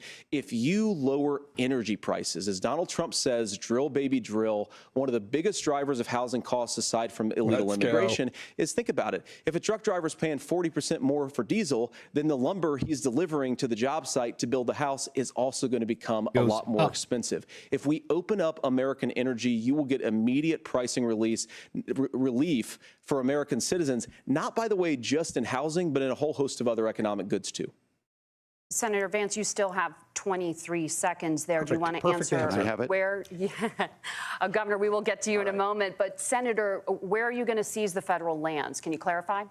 Well, what Donald Trump has said is we have a lot of federal lands that aren't being used for anything. They're not being used for a national park. They're This is not a being big used, deal in and they Idaho could be right now, places actually. where we I would build a imagine lot in of Nevada, housing. too. And I do think that we should be opening up building in this country. We have a lot of land that could be used. We have a lot of Americans that need homes. We're trying we to should take be back kicking all out of the illegal federal immigrants land who are and make it competing for those from homes. the federal and we should be government building in more Idaho. homes for the American citizens who deserve There's to a be lot of here. legislation Senator, trying to your be pushed time through is right now up. for exactly Governor, that. I do want to let you respond That's to where the Texas got it allegation that right, the Vice I think. President is I letting think so, too. in Well, of course, that's not migrants, true. And again, that you it's have the affecting facts. I housing guess we prices. agreed not to fact check. I'll check it. That, look, crossings are down compared to when Donald Trump left office. But it's, again, blaming and not trying to find the solution. I was going to ask, though, on this question, are we going to drill and build houses in the same federal land? And I think when people hear federal lands, these are really important pieces of land. Now, Minnesota doesn't have a lot of federal lands. I know in the western part of the countries we do. There's not a lot of federal lands in and around Minneapolis, for example. So the issue is I don't understand the federal lands issue unless we see this, and I worry about this. They as someone who can't really cares do that deeply in about our Nevada national very parks effectively and our 'cause we're federal running lands. out of Look, water. Minnesota, So- we protect these Yeah. things. We've got about 20% of the world's fresh water. These lands protect. They're there for a reason. They belong to all of we us. have But negative again, this is when 20% you of view the water. housing and you view these things as commodities. Like there's a chance to make money here. Let's take this federal land and let's sell it to people for that. I think there's better ways to do this. We've seen it in Minnesota. We're able to refurbish some of these houses. What if We're we able to just make take some a little investments bit of that gets Canada? people in. And I'm Prunes. still on. Can the we facts on have this. some of Canada? Economists. Senator Vance, you Just said a- you don't like the just a economists. sliver. Which Even if it economists are means, saying that I don't it is know, immigrants like that's we'll adding do to it the like a Governor, NBA Governor, your trade. time is- Give it your like time is up, we'll get but that, and Senator, then on that unfortunately we'll have point, to also I'd take like for you to Toronto or clarify, something. There are many contributing factors to high mean- housing costs. What evidence do you have Just that kidding. migrants We just- are I mean, part we of this took problem? the Well, there's a Federal Montreal Reserve Expos study from that you we're and happy turned to them into share the after the Washington debate. We'll put it up Nationals. on social media. Can we do a Actually, that trade? really drills down on the connection between increased levels of migration. We actually especially want him to keep illegal coming back to immigration the and higher pod. housing prices. Now, Sorry, of course, I'm just kidding. Margaret, Sorry. that's not the entire driver of higher housing prices. It's also the regulatory regime of Kamala Harris. Look, we are a country of builders. We're Is a there a country part of of doers. Canada We're a you don't country of like? explorers. Can we But take that part? increasingly He's have like, you a guys have to federal get stuck with administration Vancouver. that makes it harder to develop our resources, makes it harder to build things, and wants to throw people in Seattle jail North, could you for imagine? not doing everything exactly Just as Kamala expanding Harris says that they horror. have to do. And what that means is that you have a lot of people who would love to build Although homes Victoria, who aren't by able the to way, build homes. beautiful. I agree The only with Tim part of Walz. We should Canada get I've out of ever this been idea to. of housing Cleanest as a city I've ever commodity. been. More But the thing crackheads that than has I've ever most seen, turned housing but- into a Very commodity polite, though. is giving it Very away polite to crackheads, millions very upon polite. millions of people But who just- have no legal right to be here. Beautiful, federal clean regulations? streets. I deal with this Like, as a I was governor. I agree to so that. impressed. You can very quickly Yeah. reply. I'm sorry. And a fun town. I love I get this as a Victoria. governor, and I don't necessarily disagree with that. That in some cases, many of those are local, many of them are state. I don't know which ones are federal, but I think Prunes, whenever your we country talk kicked me regulations, out, and people I'm, think I they can't can go get rid back of them. without getting I stopped think at the you border want to be able to for get out of your hours house while they in a come through fire. my I social think you want to media. make sure that it's I haven't been fireproof back and those types of things. So in which are like the regulations? Because 14 years the vice because of that. president's not responsible for those. Congress writes those. Governor, thank you. Gentlemen, we have a lot to get to. You're passionate about the housing crisis, I can tell. But Nora? Thank you. One of the top problems facing Americans is the high cost of health care.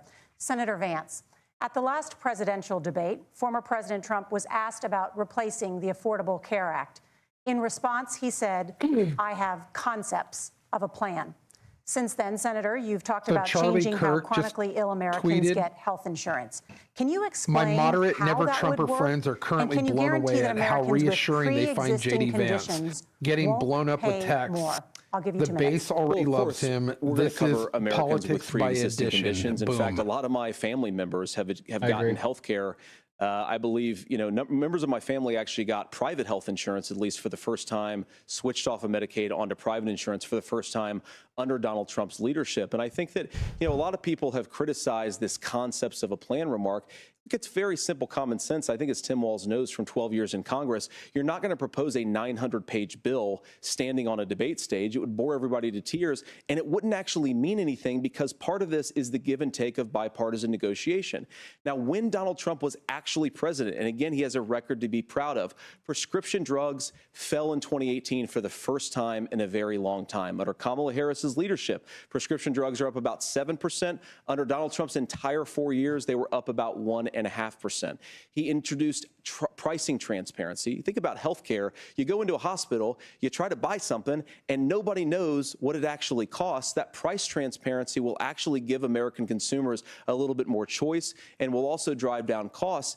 And we talked about, the reinsurance regulations is what I was talking about. Look, Donald Trump has said that if we allow states to experiment a little bit on how to cover both the chronically ill but the non-chronically ill, it's not just a plan. He actually implemented some of these regulations when he was president of the United States. And I think you can make a really good argument that it salvaged Obamacare, which was doing disastrously until Donald Trump came along. And I think this is an important point about President Trump. Of course, you don't have to agree with everything that President Trump has ever said or ever done. But when Obamacare was crushing under the weight of its own regulatory burden and healthcare costs, Donald Trump could have destroyed the program. Instead, he worked in a bipartisan way to ensure that Americans had access to affordable care. It's not perfect, of course, and there's so much more that we can do. Which I personally didn't Donald like, Trump has but earned the right to put in place some better health care policies. He's earned it because he did it successfully the first time. With Obamacare. All right, here's where being an old guy gives you some history. I was there at the creation of the ACA. Like in and the Tiananmen reason Square? it was so important is I come from a major healthcare state, home of the Mayo Clinic, home to Medical Alley. 3M, Medtronic, all of those. We understand healthcare. It's why we're ranked first on affordability and accessibility and quality of healthcare. You were neighbors with Amway. So what I know is under Kamala Harris, Also more true. people are covered than they have before. And those of you listening, this is critical to you. Now, Donald Trump all of a sudden wants to go back and remember this. He ran on the first thing he was going to do on day one was to repeal Obamacare. On day one, he tried to sign an executive order to repeal the ACA. He signed on to a lawsuit to repeal the ACA, but lost at the Supreme Court. And he would have repealed the ACA had it not been for the courage of John McCain to save that bill. Now, fast forward, what that means to you is you Bringing lose your up John pre-existing conditions. McCain, If you're sitting at yikes. home and you got asthma, too bad. Also a Your little daughter revisionist probably not. history coming from Broke you, your foot bud. During football, they Yeah, might kick and you his out. daughter Your already kids said get that kicked you were out when they're getting 26. slaughtered by this Kamala Harris negotiated in drug this, prices for the debate. first time with Medicare. We have 10 drugs that will come online, the most common ones that will be there. But look, this issue, and when Donald Trump said, I got a invoking the concept name a of plan, John it McCain, cracked who you're me up trying as to a fourth appeal grade to. teacher because my kids would have never given me It's not Democrats and what it ain't Senator Republicans. Vance just like, explained might be worse than a concept. Because what he explained is Certainly isn't pre-Obamacare. Bernie. And I'll make this as simple as possible because I have done this for a long time. What they're saying is, if you're healthy, why should you be paying more? So what they're going to do is let insurance companies pick who they insure, because guess what happens? You pay your premium, it's not much. They figure they're not going to have to pay out to you. But those of you a little older, gray, Charlie Kirk, got cancer, caught it too. you're going to get kicked out of it. And he goes, is That's it why the normal to system didn't work. befriend school Kamala Harris shooters? will protect and enhance the ACA. Governor, thank you. Senator, you have not yet explained how you would protect people with pre-existing conditions or laid out that plan. Well, look, we currently And then have Jack laws and Posobiec said, regulations I wonder in if Tim place, Walz in is place friends right with now any that Trump protect people with shooters. pre-existing conditions. We want to keep those regulations in place, but we also want to make the health insurance marketplace function a little bit better. Now, what Governor Walz just said is actually not true. A lot of what happened, and the reason that Obamacare was crushing under its own weight, is that a lot of young and healthy people were leaving the exchanges. Donald Trump actually helped address that problem, and he did so in a way that preserved people's access to coverage who had pre-existing conditions. But again, and I remember that going down when I lived in Seattle. is they make even the a lot of lefty claims kids were like, about I if can't Donald afford Trump this. I'm becomes a president, barista. all of these terrible Like, I consequences can't afford are to be going to forced ensue. into But in paying reality, for health Donald insurance when Trump I'm was president. 23 years Inflation was old. low. And I don't take-home pay was understand higher, what and like he getting saved really the hurt or very ill program from a is, Democratic and I administration know I can't that afford was it right now, collapsing so and I'm would have opting collapsed out. absent And they his all did leadership. He under did guilt his job, because they which wanted is to support govern Obama in a and bipartisan this, way and get results, kind of not just socialist, complain about problems, but actually healthcare solve them. system that he was Governor, trying to did implement, but enrollment under they the Affordable couldn't. Care Act go And up they didn't, under so the they were Trump all administration? opting out. It's higher now that we've seen it go up. Look, people are using it. The system works. And the question about this of young people or whatever, that's the individual mandate piece of this. And Republicans fought tooth and nail saying, well, Americans should be free to do this. Well, then So what you happens think the is individual mandate's a good idea? you shrink. I think the idea of making sure the risk pool is broad enough to cover everyone, that's the only way insurance works. When it doesn't, it collapses. You are asking pre-ACA forced. where we get people out. Look, people know that they need to be on health care. People expect it to be there. And when we are able to make it, and we are making it this way, when we incentivize people to be in the Prunes, market. can you take when the we part of help Canada people that who might Trudeau not be able to occupies? afford it Question get mark? there, and we make sure Ooh. then when you get sick and old, it's there for you. Because I heard people say, well, I don't want to buy into Medicare. Absolutely not, Good my luck buying friend. healthcare once you get past 70. So look, the ACA works. We can continue to do better. Kamala Harris did that. The way she made everything better was negotiating those 10 drugs on Medicare for the first time in American history. 10 whole Thank you, drugs. Margaret. Can I We're- address? I think we should apologize. We're out of time. We have a number of subjects to Prunes up discuss. Margaret, on let's that talk and about actually take the families part in where Trudeau America. occupies and then There deport is a him to Cuba where he childcare crisis belongs. Sure. in this Hey, there you country, go. And the United States is one of the very few developed countries in the world without a national paid leave program for new parents. Governor Walz, you've said that if Democrats win both the White House and Congress, this is a day one priority for you. How long should employers be required to pay workers while they are home taking care of their newborns? You have 2 minutes. Yeah, well, that's negotiable, and that's what Congress worked. But here's what the deal is. Americans sitting out there right now, you may work for a big company. Look, we're home in Minnesota to some of the largest Fortune 500 companies. Kamala Harris knows that in California. How about we fix the economy and Those work companies back provide to a paid family one-income medical leave. One household is, so I that think you they're don't have to even moral, worry and I about think it's this a good topic thing. at That'd be all, a but it also fucking keeps our sweet employees idea. healthy. We in Minnesota passed a a paid one-income family medical household leave. You that have can a actually child, afford to you- go on and I vacation had to twice go a back year to work 5 and actually days after save my up kids were born. while one This allows you parent to stay stays at home a certain home with amount the of time. children. What we know That'd be is amazing, that wouldn't gets it? the child off to a That better was the way it start, was the family supposed to works be. better. And Like they a small destroyed job it. bump Get more after the Fed consistency in cut that. because, So Kamala well, Harris the has made it same a dude priority. is We getting a implemented second it in job because he Minnesota, can't and afford we to see live. growth. That's how you become a pro-business state. But the negotiations on it, and here's the issue. Those big companies are able to offer it. Those of you out there who don't have it, just imagine what happens if you get cancer or your child gets sick. We know what happens. You end up staying home. In some places, that means no paycheck because you've got no protection on that. This is the case of an economy that Donald Trump has That's why set we have That's amongst us. He's privatized willing to give those welfare. tax breaks to the wealthiest. He's willing to say, Just bust saying. those unions up, do whatever. What we're saying is the economy works best when it works for all of us. Yeah. And so a paid family medical leave program, and I will tell you, go to Slogan. the families or go to the businesses and ask them. As far as childcare on this, you have to take it at both the supply and the demand side. You can't expect the most important people in our lives to take either our children or our parents I'm to get loving paid the least Vance's amount of looks money. towards the And we camera have every to time. make He's it like, what is easier this for guy folks talking to be about, able that to cocked get into eyebrow? that Like, business yeah. and then to make sure that folks are able to pay for that. We were able to do it in Minnesota, and I'm still telling you this. We were listed as the best There it state. We're is. still He's in also crisis looking on at the this. clock because a federal program you're out of time paid again, family bud. medical leave and help with Yeah. this will enhance our workforce, enhance our families, and make it easier to have the children that you want. Governor, your time is up. Senator, do you support a national paid leave program? And if so, for how long should employers be mandated to pay their employees while they are home taking care of their newborn? See, You they're have 2 they're minutes. trying to First of all, Margaret, a model number of my this after Republican like colleagues and some European Democrats too have countries raised that this do issue. this. I think there is a bipartisan And it doesn't make any solution here sense because when a lot their of us care about population this is issue. literally that I mean, look, half of I California. speak from Yep. this And very it's personal all because of their- I'm completely married to a homogenous. beautiful woman who's an incredible completely mother to our homogenous, 3 and beautiful kids, but is also their a very, militaries are very subsidized by brilliant guess who? corporate litigator. Us. And I'm so proud So of her. they don't have But standing being a working military mom, without even for us. somebody with And all so of the they don't have advantages to of my pay for wife that kind is of stuff. extraordinarily difficult.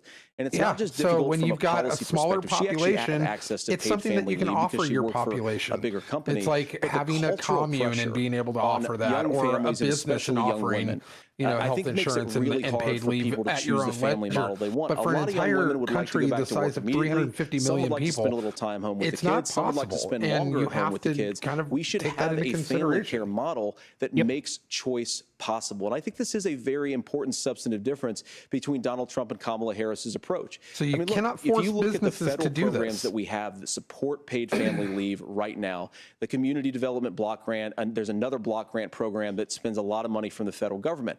These programs only go to one kind of childcare model. Let's say you'd like your church maybe to help you out with childcare. Maybe you live in a rural area or an urban area and you'd like to get together with families in your neighborhood to provide childcare in the way that makes the most sense. You don't get access to any of these federal monies. We want to promote choice in how we deliver family care and how we promote childcare because, look, it is unacceptable.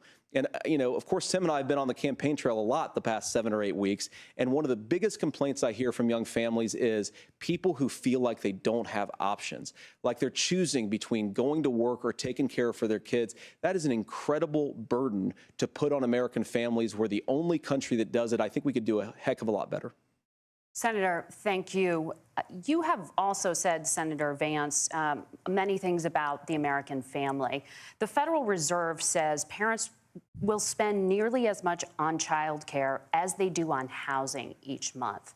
Might be So I cheaper wanna to get your just get your thoughts kid on their own this. apartment. President Trump recently said, Throw some as mac much and as cheese and childcare a is bowl talked of about as water in being there and call it expensive, good. it's relatively The auto speaking, dog feeder of not just mac and very cheese expensive flops. compared to the kinds of numbers we'll be taking in. Honestly, I Is think President I Trump might want one of committed those to the I do too. Just by my $5,000 per child tax in credit the office or that by my you have station. described? You have 1 minute. Oh, Well, mac what and President cheese Trump time. said, Margaret, I just want to Hit a defend my button and, running like, mate here a cheese little comes bit, out is over your that macaroni. We're going to be taking in a lot of money by penalizing companies for shipping jobs overseas and penalizing countries who employ slave laborers and then ship their products back into our country and undercut the wages of American workers. It's the heart of the Donald Trump economic plan. Cut taxes for American workers and American families. Cut taxes for businesses that are hiring and building companies in the United States of America, but penalize companies and countries that are shipping jobs overseas. really That's the heart of the emphasizing the economic penal proposal. and the And I penalize. think what really President Trump is. is saying is that when we bring in this Yeah. additional revenue with higher I'm economic more of a growth, we're penalize going to be kinda able to guy, provide 'cause I'm- paid family yeah. leave, childcare options that are viable and workable for a lot of American families. This is a family show, Vance. Yeah. Can you clarify Keep it how clean, that buddy. will solve the child care shortage? Well, because You might as offend Tim the said, a lot Canadians of the listening. child care shortage is we just don't have enough resources going into the multiple people who could be providing family care options. And we're going to have to, unfortunately, look, we're going to have to spend more money. We're going to have to induce more people to want to provide child care options for American families. Waltz Because looks the like he reason wants it's to so poo expensive right real now bad. is because you've got way too few people providing this very essential service. Thank you, Senator. He did Governor not get Walz, any coaching your on- ticket on also keeping, has some child care like, tax credit proposals. The facial stuff. Do you It's- think Congress Yeah, will the agree to resting $6,000 politician credit for face is newborns not good for this man. and $3,000 credit for children Yeah. over the age of 6, as your campaign has promised? Is that realistic? Well, if these members of Congress are listening to anybody, I But can that tell is you. the and- look and of a man who's This is the biggest had issue. about Everybody an listening hour's tonight worth of knows. gut I mean, I'm punches. sure they were shocked to hear it's not that expensive. And let's be clear, whether it's 5,000 or 6,000, that pays you about 3 or 4 months. Let's be clear of where we're at on this. It's because we got out of an imbalance on this. We thought we were going to get by not paying people. I don't think Senator Vance and I are that far apart. I'm not opposed to what he's talking about on options. We've done scholarships types of things. I think we need to be open to making the case. But the issue here is, the question you asked is, you're not going to pay for it with these tariffs. They're playing That's just adding volleyball another with the 4,000 on idea the of family being and taking agreeable less. to each so other. not only do they not get the money to Yeah. pay for that, they're $4,000 No, I in the agree hole. with That's him. Wharton's No, school. I agree That's with his- him. that's No, his I alma agree with mater. him. And so I think the issue here is, those members of Congress, I can't believe they're not. When I go to businesses, sure, they'll talk about taxes sometime, but they will lead with childcare and they will lead with housing, because we know the problem is, especially in a state like Minnesota, we need more workers because our economy's growing, but we need the workforce. Both Governor, candidates thank you. basically We need said to your move on. question Nora? Let's sucks. talk about the state of democracy, the top Doesn't get to the heart of the for issue. Americans after the economy and inflation. After the 2020 election, President Trump's campaign and others filed 62 lawsuits contesting the results. Judges, including those appointed by President Trump and other Republican presidents, looked at the evidence and said there was no widespread fraud. The governors of every state in the nation, Republicans and Democrats, certified the 2020 election results and sent a legal slate of electors to Congress for January 6th. Senator Vance, you have said you would not have certified the last presidential election and would have asked the states to submit alternative electors. That has been called unconstitutional and illegal. Would you again seek to challenge this year's election results, even if every 100% in the governor purview of the certifies the Constitution? results? But I'll it's give you 2 been minutes. called. Well, Nora, first of all, I think that we're illegal. focused on the future. We need to figure out how to solve the inflation crisis caused by Kamala Harris's policies, make housing affordable, make groceries affordable, and that's what we're focused on. But I want to answer your question because you did ask it. Look, what President Trump has said is that there were problems in 2020, and my own belief is that we should fight about those issues, debate those issues peacefully in the public square, and that's all I've said, and that's all that Donald Trump has said. Remember, he said that on January the 6th, the protesters ought to protest peacefully. And on January the 20th, what happened?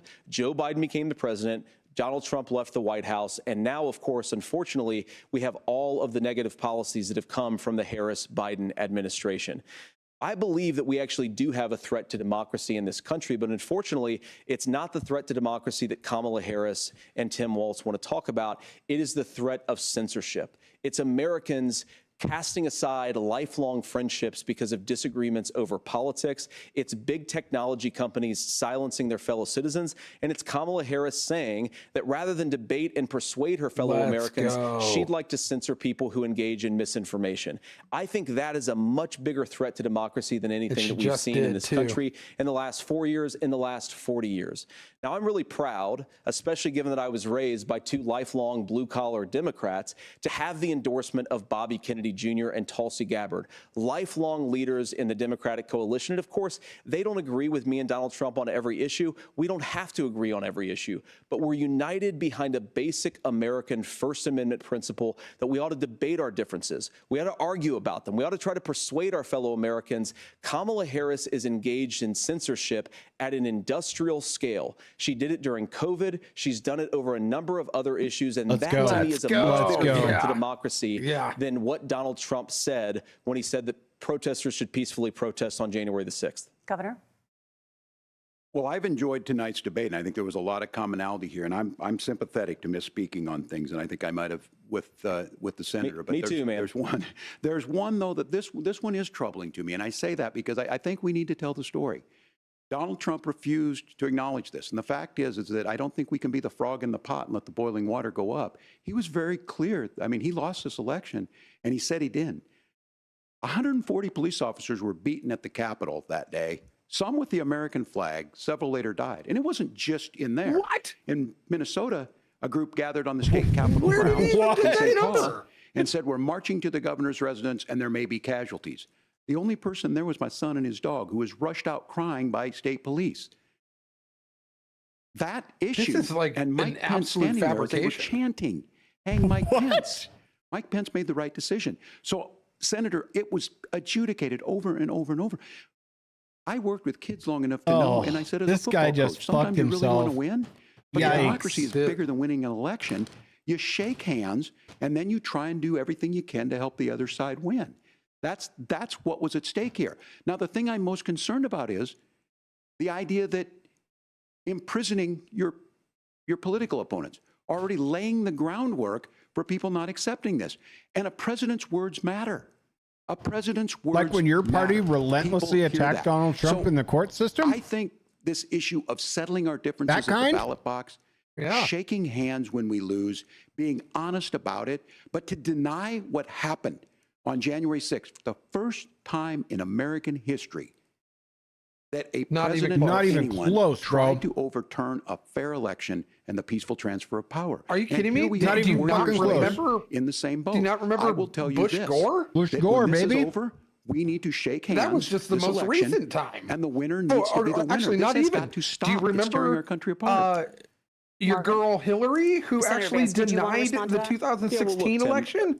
First of all, It's really This is rich crazy. for Democratic leaders to say that Donald Trump is a unique threat to democracy when he peacefully gave over power on January the 20th, as we have done for 250 years in this country. We are going to shake hands after this debate and after this election. And of course, I hope that we win, and I think we're going to win. But if Tim Walz is the next vice president, he'll have my prayers, he'll have my best wishes, and he'll have my help whenever he wants it.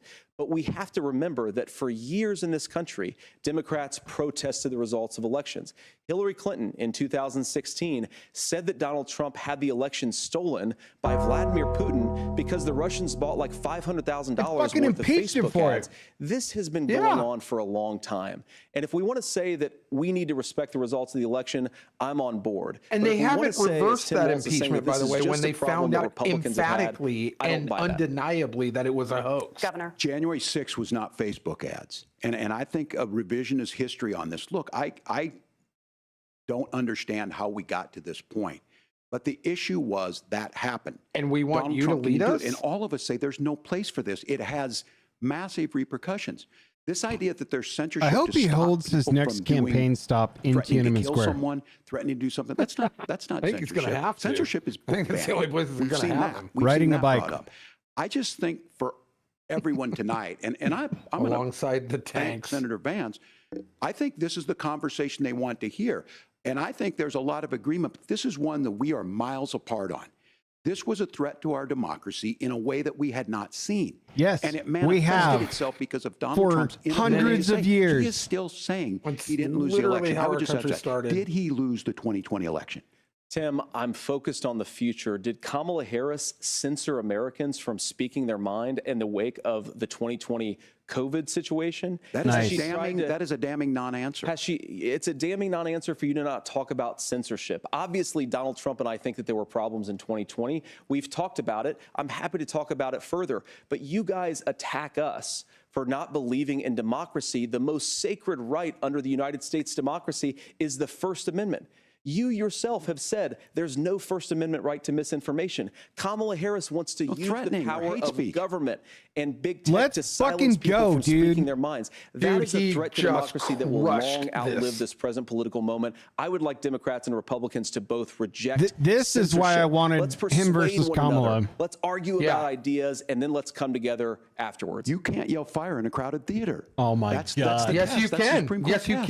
can. Tim, fire in a crowded Nope. theater. You guys wanted to That kick is people not off true. of That is Facebook a- for saying that toddlers shouldn't Senator, wear the governor masks. does That's have the not floor. Fire in a crowded theater.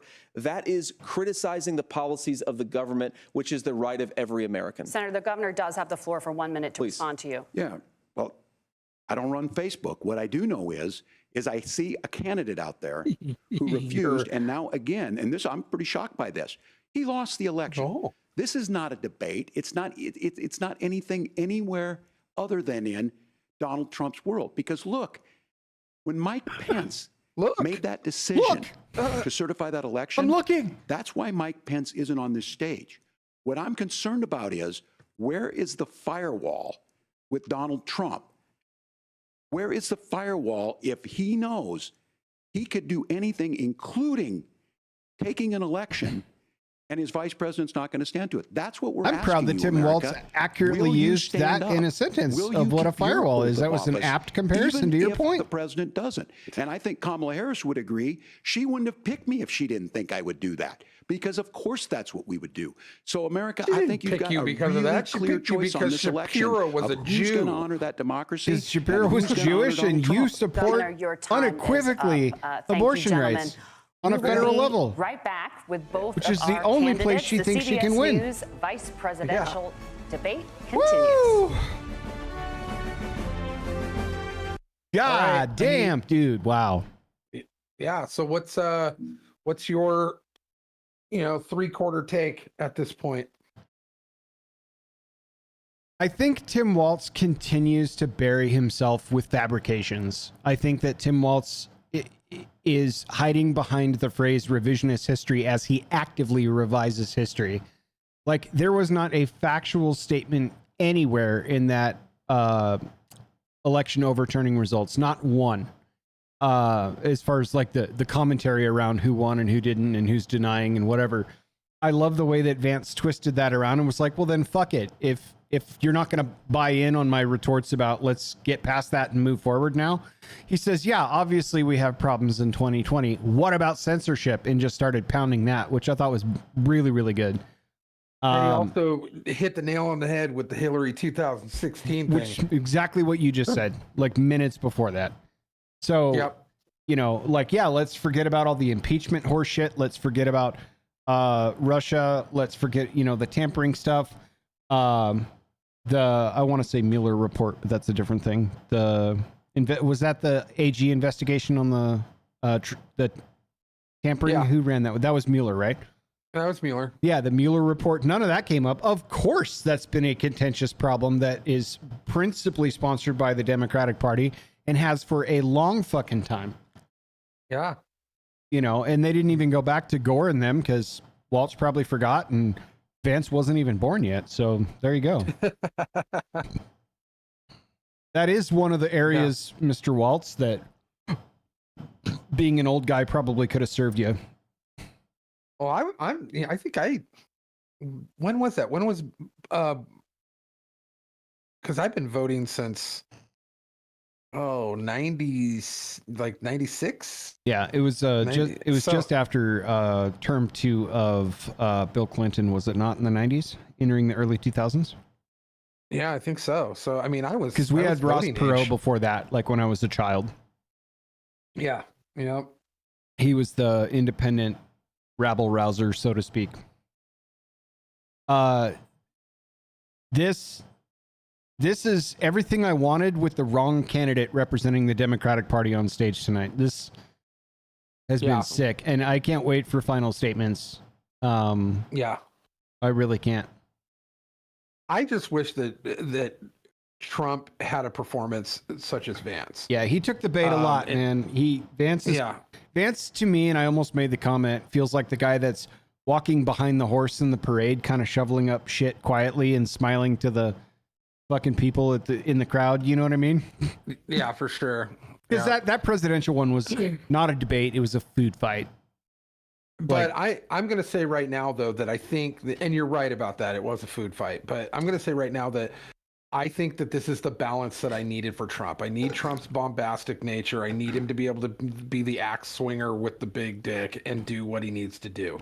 But we need someone like Vance who has that controlled intelligence behind it, that understands the room, can read the room, can be a part of diplomacy and being able to handle any, situation thrown at him, which he's proving tonight. Yeah. So I'm warming up to, more so than I had been in the past, to this ticket with Vance on it. Because at first I was like, he's fine, but in this particular situation, man, he's a slaughterhouse. This is a bloodbath. And I'm happy for it. I have been a much stronger proponent of Vance, and I recognize why Pence was the original choice the last time around, because of the vote base that he needed to get in the Bible Belt.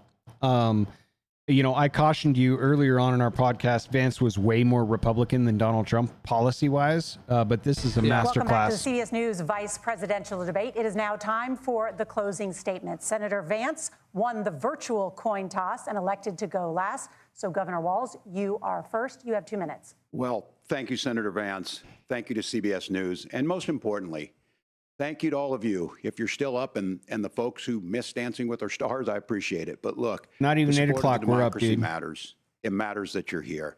And I'm as surprised as anybody of this coalition that Kamala Harris has built, from Bernie Sanders to Dick Cheney to Taylor Swift, and a whole bunch of folks in between there. And they don't all agree on everything, but they are truly optimistic people. They believe in a positive future of this country, and one where our politics can be better than it is. They've made new memes that says school shooters for Harris. That better than it is the sense of optimism. The internet that is there can be an opportunity economy, undefeated, baby, that works for everyone, not just to get by, but to get ahead. And the idea that freedom really means something, not the freedom of government to be in your bedroom or exam room, but the freedom for you to make choices about yourself. Now, look, we all know who Donald Trump is. He's told us, and as Maya Angelou said, believe him when he told you that. His first inaugural address talked about American carnage, and then he spent 4 years trying to maybe do that. Senator Vance tonight made it clear he will stand with Donald Trump's agenda. He will continue to push down that road. Excuse me. Kamala Harris gives There's us no a different excuse for option. you. Now, I'll have to tell you, I'm going to be careful about the quotes, but there's one that Senator Vance said that does resonate with me. He said, Donald Trump makes the people I care about afraid. A lot of America feels that way. We don't need to be afraid. Franklin Roosevelt was right. All we have to fear is fear itself. Kamala Harris is bringing us a new way forward. She's bringing us a politics of joy. I think Scarecrow She's bringing said that real in solutions Batman. for the middle class, and she's centering you at the heart of that. All the while asking everyone, join this movement, make your voices heard. Let's look. Government for a should new not day be a where movement. everybody gets that opportunity and everybody gets a chance. Fuck to your gun thrive. registry. I humbly ask for your vote on November 5th for Kamala Harris. Governor Walz, thank you. Senator Vance, your closing statement. Well, I want to thank Governor Walz, you folks at CBS, and of course the American people for tuning in this evening. And one of the issues we didn't talk about was energy. And I remember when I was being raised by my grandmother, when she didn't have enough money to turn on the heat some nights because Ohio gets pretty cold at night and because money was often very tight. And I believe, as a person who wants to be your next vice president, that we are a rich and prosperous enough country where every American, whether they're rich or poor, ought to be able to turn on their heat in the middle of a cold winter night. That's gotten more difficult thanks to Kamala Harris's energy policies. I believe that whether you're rich or poor, you ought to be able to afford kind of bummed a that nice they meal didn't for your family. That's gotten harder at all because of touch on Kamala the Harris's hurricane right policies. now. I believe And, that like, whether you're rich or that poor, he you ought to didn't be able bring to up that afford to buy they a haven't house. been You ought down to be there. able to live in safe neighborhoods. You I ought mean, to it not is a have good your fresh. Maybe communities that's why flooded you with avoided fentanyl. it. And that too has gotten harder with Kamala because of Kamala Harris's Well, neither one of policies. them Now, brought I've up been in Hawaii politics either. long enough to And that do was what an Kamala opportunity Harris lost. does when she stands before the American people and says that on day one, Especially she's with gonna Tulsi work Gabbard all on your these side, challenges man. I just listed. She's been the vice president for Have you 3.5 seen the, years. Day one was 1,400 days ago, and her there's a policies new have made these internet problems phrase coming worse. out. Don't Now, I Lahaina, North believe that we Carolina. have the most beautiful country I've in seen the it. world. I meet people on the campaign trail who can't afford food, but have the grace and generosity to ask me how I'm doing and to tell me they're praying for my family. What that has taught me is that we have the greatest country, the most beautiful country, the most incredible people anywhere in the world. But they're not going to be able to achieve their full dreams with the broken leadership that we have in Washington. They're not going to be able to live their American dream if we do the same thing that we've been doing for the last 3.5 years. We need change. We need a new direction. We need a president who has already done this once before and did it well. Please vote for Donald Trump. And whether you vote for me or vote for Tim Walz, I just want to say I'm so proud to be doing this, and I'm rooting for you. God bless you, and good night. Senator Vance, thank you. And thank you both for participating in the only vice presidential debate of this election cycle. I'm Margaret Brennan. And I'm Nora O'Donnell. And a reminder, there are just 35 days until Election Day. Please get out and vote. And for all of us here at CBS News, thank you and good night. Yeah. Well, now. There it is. So, well, now. I would say right out of the gate that that was a head and shoulders much better presentation of a debate over what we saw, like you said, with the food fight with the Trump and Harris debate. That was something that I actually think, even if it's just a minor amount, that's a needle mover. Yeah. That was a needle mover debate. If any of the independents, any of the middle of the road people watched that debate, I think that moved the needle for those people to the Vance side of things and the Trump side of things. Hard not to when in segment one you're caught in a bald-faced lie. Yeah, absolutely. You know, that was a strong debate, and I was very, very pleased with the performance of Vance, and I was very pleased with the underperformance of Walz. You know, like he underperformed, and he tried, and there was, you know, he was at least more composed and less annoying than Harris, and did the best he could. He was just fighting from the wrong side, so it's hard to actually win if you don't have, and when you're forced to reinvent history and lie in order to bolster your opinion, it is not gonna work in your favor. However, I think he at least made a better attempt and was a better on stage presence than Kamala Harris. I agree. I'll give him that. So, but regardless of how well he did, he got absolutely trounced by Vance. Vance came both guns fully loaded and ready to go, and he did a fantastic job. Yeah, I couldn't agree more. You know, I think the fact that some pretty outspoken celebrities that you were reading tweets from and stuff that were pretty much calling it as they saw it in a real-time read and react situation, just like we were, was also quite beneficial and reflective of that same independent or moderate undecided vote, which I have long held the belief of in this cycle that there aren't many of those at all. I think people are just likely not going to talk about who they want to vote for because of, frankly, polarization fatigue, more or less. But we have to remember there are we have to some. remember that independent that we've kind of discussed in the past, that we don't think that there's any of it left. And I would agree to that wholesale, except for the fact that I think that there might be even a sliver of it, like 5%. And 5% is enough to win an election. And that's all that really, I think that's really what these arguments are about. Is that middle 5% of the voting base. It's not 20%, it's not 30%, it's not 15%. I think it's 5%. And I think it's that 5% that'll shift it one way or the other. And I think that's who the battleground is for, is those people. But that's kind of what the theater of opportunity is in a debate stage, right? It is supposed to be to appeal to basically everybody that isn't entrenched in one side or the other. And so you're right. Like this is what a debate should be. You know, I don't agree with the content coming mostly out of one side of that, but absolutely respecting the forum of the debate for what it was great. And I think the best thing that Vance could have done was basically buck back at the CBS crew for being like, you said you weren't going to fact check this, so I'm taking a leash whether you give it to me or not. You know, at the expense of getting his mic cut or whatever. That was a fucking move right there. That was a boss move for sure. And he knew, and I think he was prepped for it. I think he knew that they were going to try to pull that. And did you notice that they didn't do it again?